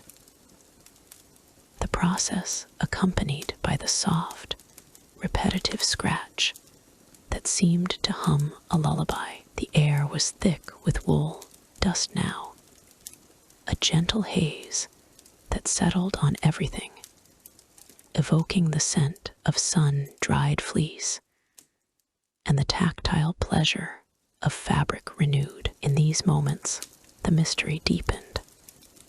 Why had such skills vanished? Were they carried away on Viking ships, lost to the winds, or simply outshone by newer methods as time marched on? It was a calming enigma, one that invited contemplation rather than urgency, a subtle thread of wit in the grand weave of history. The weavers worked on, their movements a symphony of quiet efficiency, each stitch a testament to Burka's textile heritage. From the finds at the settlement, we know that these artisans used natural dyes from plants like woad and madder, which lent a faint, herbal aroma to the air as they handled the fabrics. One could almost taste the earthiness on the tongue, a sensory echo of the fields that provided the materials. The tunics they wore, themselves products of past mending, spoke of a cycle unbroken, where every repair was an act of preservation. And in this, the lost techniques remained a gentle puzzle, a mystery that added depth to their labor, like a hidden pattern in a well-loved cloth. As the night waned, the workshop grew still, the weavers setting aside their needles with a final, satisfied sigh. The air cooled further, carrying the distant lapping of waves, and one might feel the wool dust settling like a blanket of stars. In Burka, where every thread told a story, the art of mending endured as a quiet legacy, its secrets waiting to be rediscovered. And so, as the lamplight faded, thoughts turned to what lay beyond, perhaps the next dawn's tasks, or the unseen connections that bound one segment of life to another, leading seamlessly into fresh endeavors. In the soft hush of an 11th century Scandinavian evening, where the fjords whispered secrets to the mist-draped hills, the ancient art of weaving began its quiet unraveling. Villages nestled along the rugged coasts of what would one day be Norway, and Sweden grew still. Their once bustling workshops, now shadows of forgotten labor. The air carried the faint, earthy scent of aged wool and damp timber, a gentle reminder of days when threads bound communities together. Here, in these dimming halls, elderly weavers moved with the grace of fading echoes, their worn tunics frayed at the hems like the memories they cradled. The workshops themselves seemed to sigh under the weight of time, their structures leaning slightly as if weary from centuries of service. Looms crafted from sturdy oak and birch that had withstood Viking raids and seasonal storms now stood in disrepair, their wooden frames splintered and dust-laden. One might imagine the creak of a pedal, hesitant and rare, echoing through the low-ceilinged rooms where sunlight filtered in through narrow, smoke-stained windows. The scent of lanolin from old fleeces mingled with the cool, saline breeze drifting in from the sea, creating a lull that soothed the soul even as it mourned the loss. These spaces, once alive with the rhythmic clack of shuttles and the murmur of shared stories, now hosted only the occasional flutter of a moth or the distant call of a seabird, a subtle wit in nature's indifference to human endeavors. The weavers, those steadfast guardians of tradition, were figures of quiet dignity, clad in tunics softened by years of wear, the fabric thin and patched in places where elbows met the loom's edge. They embodied the slow fade of an era. An elderly woman, her hands gnarled yet precise, might sit by a half-finished tapestry, her fingers tracing patterns that spoke of bygone feasts and voyages. The cloth under her touch felt coarse, a blend of local sheep's wool dyed with hues from woad and madder root, colors that had once blazed like the northern lights, but now muted into earth tones. Around her, the room held the faint warmth of a dying hearth, its embers glowing softly, casting a golden haze that danced on the walls, etched with faint carvings of ancient runes. These artisans worked not with urgency, but with a serene acceptance,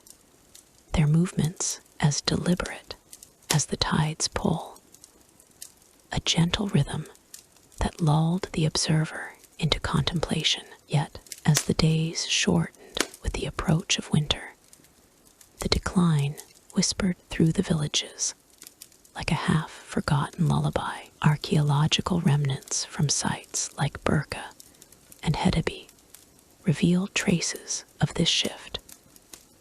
where pits once filled with weaving tools now lie abandoned, their contents scattered by time and elements. Shards of pottery, perhaps once used to hold dyes, and fragments of warp-weighted looms speak of a craft that had sustained communities through harsh Nordic winters. The weaver's tools, simple and elegant in their design, showed signs of neglect.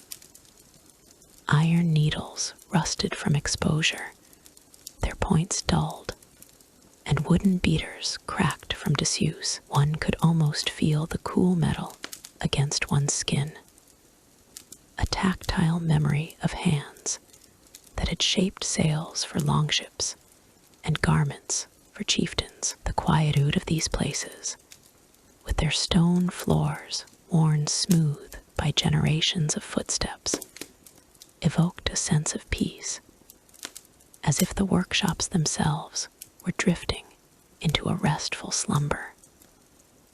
What mystery lay behind this gentle retreat? Norse archaeological reports from excavations in Denmark and Sweden hint at possibilities, yet offer no clear answers, leaving the cause shrouded in an enigmatic veil. Perhaps the unrecorded influences of changing trade routes, where Baltic merchants favored imported silks over local weaves, played a part, their ships gliding silently into harbors with fabrics that outshone the homespun. Or maybe the environmental shifts, subtle as they were, had taken their toll. The slow encroachment of cooler climates that made sheep less hardy, their fleeces thinner and less vibrant. One report from a site near Roskilde describes hearths with diminished ash layers, suggesting fewer fires for dyeing and spinning, a consequence perhaps of dwindling resources or shifting priorities. Yet these are mere speculations, woven from the threads of inference rather than fact, a puzzle that invites the mind to wander through the shadows of history with a detached curiosity. In the larger tapestry of Viking society, weaving had been more than a mere craft.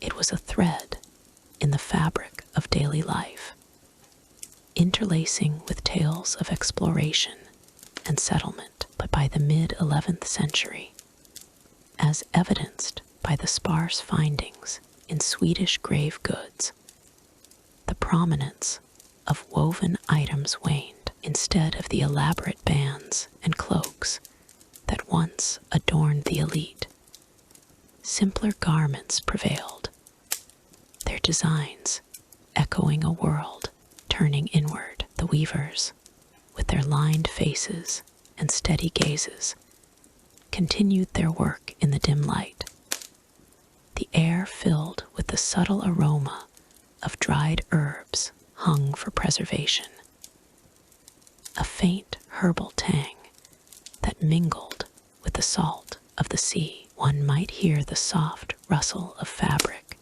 as it was folded away, a sound as soothing as a mother's whisper, hinting at the wit in life's impermanence, how skills so vital could fade like the evening mist. As the seasons cycled, the workshops grew quieter still. The sensory world of these spaces offered a profound calm.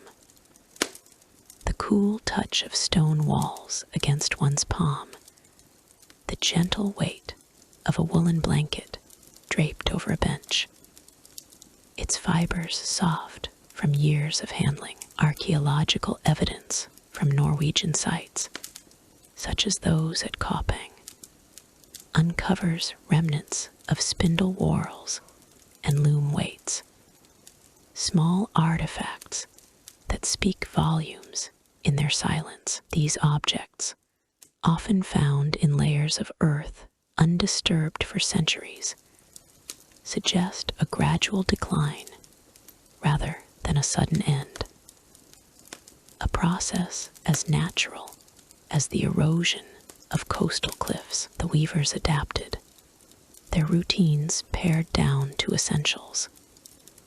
Yet a subtle humor lingered in their persistence, a quiet joke on fate that they should outlast their craft. One could envision a weaver pausing at dusk, her eyes reflecting the fading light on the fjord, pondering the unseen forces at play. Was it the rise of Christianity, with its new symbols and simpler attire, that subtly displaced the old ways, or perhaps the exhaustion following years of conflict, as Viking expansion gave way to consolidation, leaving little energy for ornate creations? The mystery deepens with each unturned stone. Archaeological reports from Iceland's early settlements adding layers to the enigma, where weaving tools appear less frequently in later strata. This unrecorded narrative, distinct in its ambiguity, invites a soothing reflection, a lullaby of what-ifs that cradles the imagination without demanding resolution. Through it all, the essence of these workshops remained a balm for the spirit. The faint glow of oil lamps, their wicks sputtering softly, cast warm patterns on the walls, while the distant hum of the village children's laughter echoing from afar provided a counterpoint to the stillness. Sensory details abound. The crisp bite of autumn air seeping through cracks, the earthy taste of water drawn from nearby wells, and the satisfying weight of a newly woven band in one's hands. Historical examples, drawn from reports of Danish excavations, reveal how similar declines in other crafts mirrored this one. Yet, weaving's story stands apart.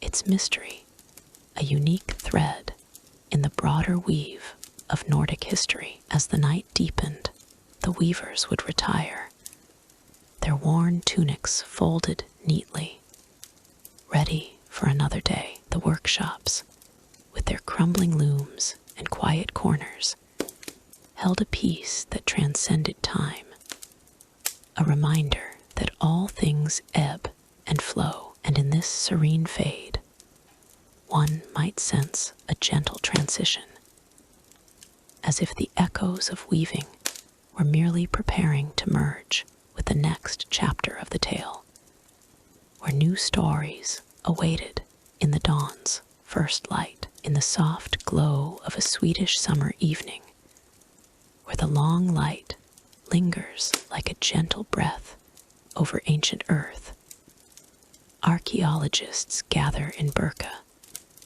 that timeless island in Lake Mellerin. The air carries the faint, earthy scent of moss and turned soil, a whisper of history unfolding under careful hands. Here, amid the quiet hum of birds settling into the reeds, a team delicately uncovers remnants of a world long woven into legend.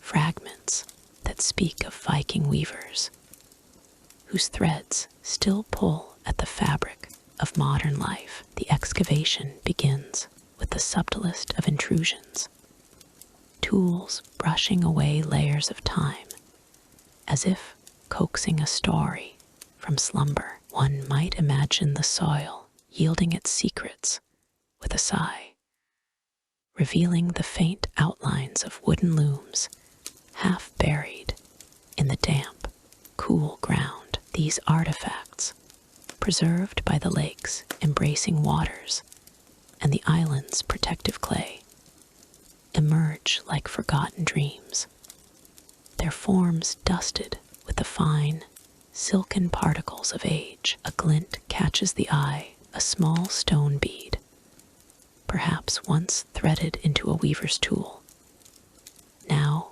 winking in the fading sunlight like a star misplaced in the earth. The archaeologists move with a reverent rhythm, their fingers tracing the curves of weathered beams, feeling the residual texture of what were once vibrant threads, now brittle and whispering tales of hands that worked by firelight centuries ago. Burka, recognized by UNESCO as a cradle of Viking heritage, holds these relics not as mere objects, but as echoes of a society where weaving was more than craft. It was a legacy etched into the very identity of the people. Museum records from the Swedish History Museum detail how such finds illuminate the weaver's role in trade and daily life.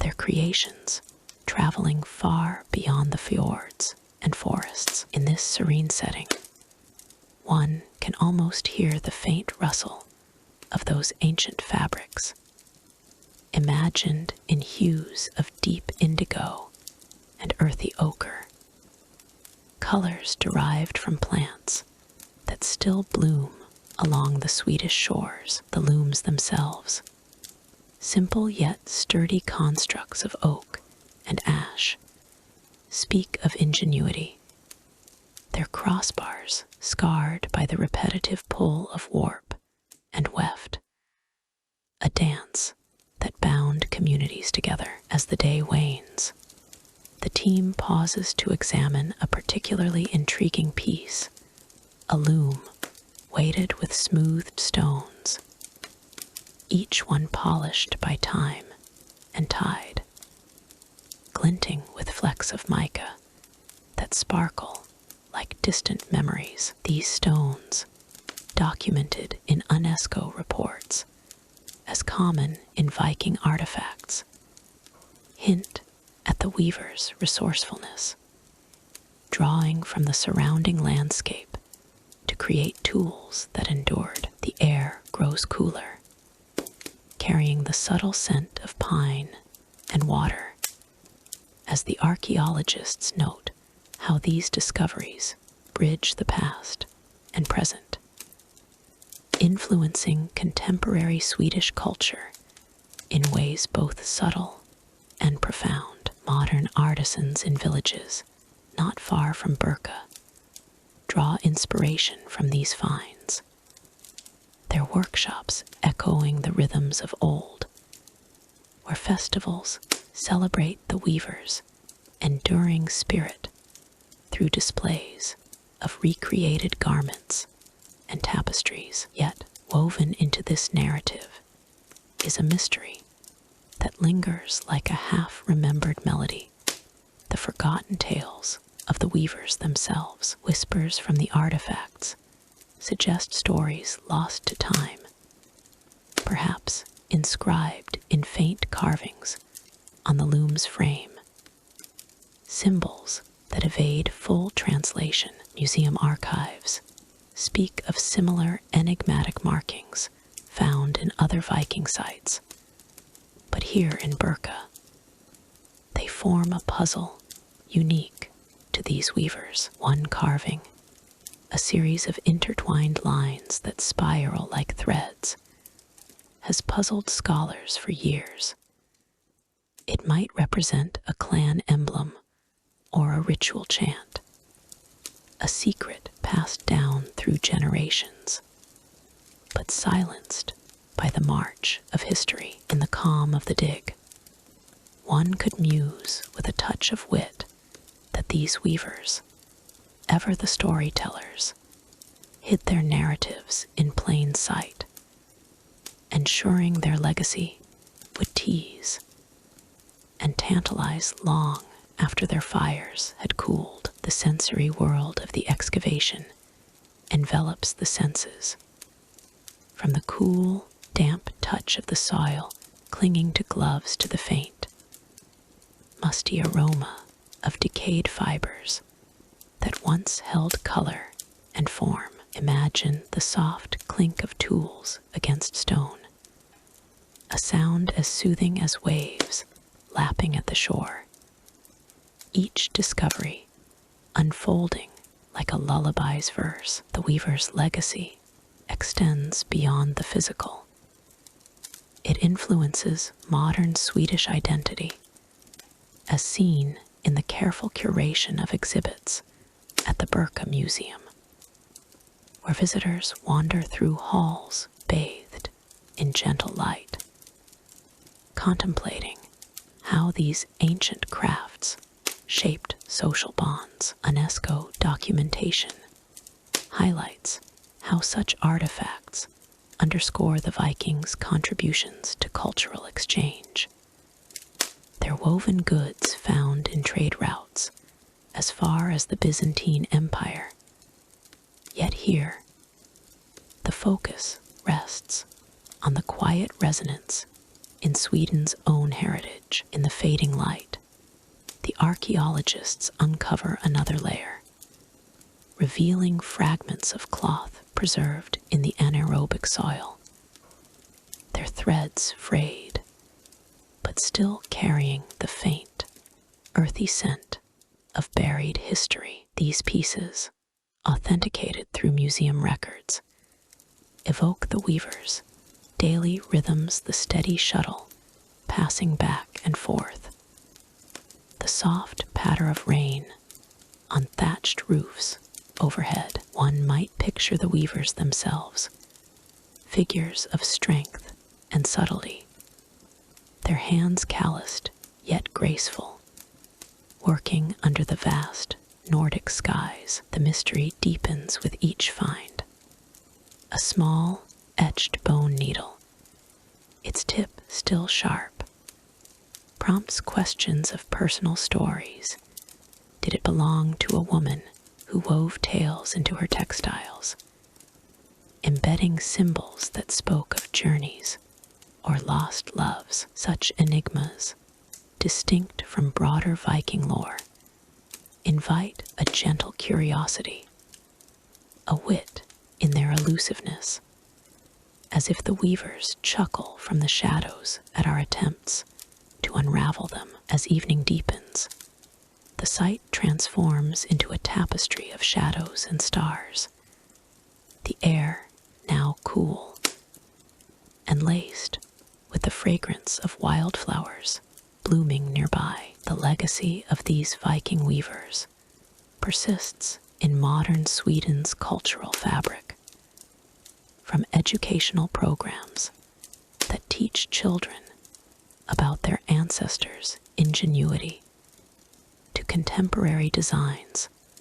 that echo ancient patterns. UNESCO reports emphasize Birka's role as a living heritage site, where these artifacts foster a sense of continuity, reminding us that what was once created with simple tools continues to inspire. The glint of those stones under lantern light becomes a metaphor for enduring light, a subtle nod to the wit of history that hides its treasures for the patient. Yet the mystery of the forgotten tales remains, a thread unfinished, drawing us further into the weaver's world. Perhaps in the quiet lines of those carvings lies a code, a story of resilience and creativity that waits for the right interpreter. The archaeologists,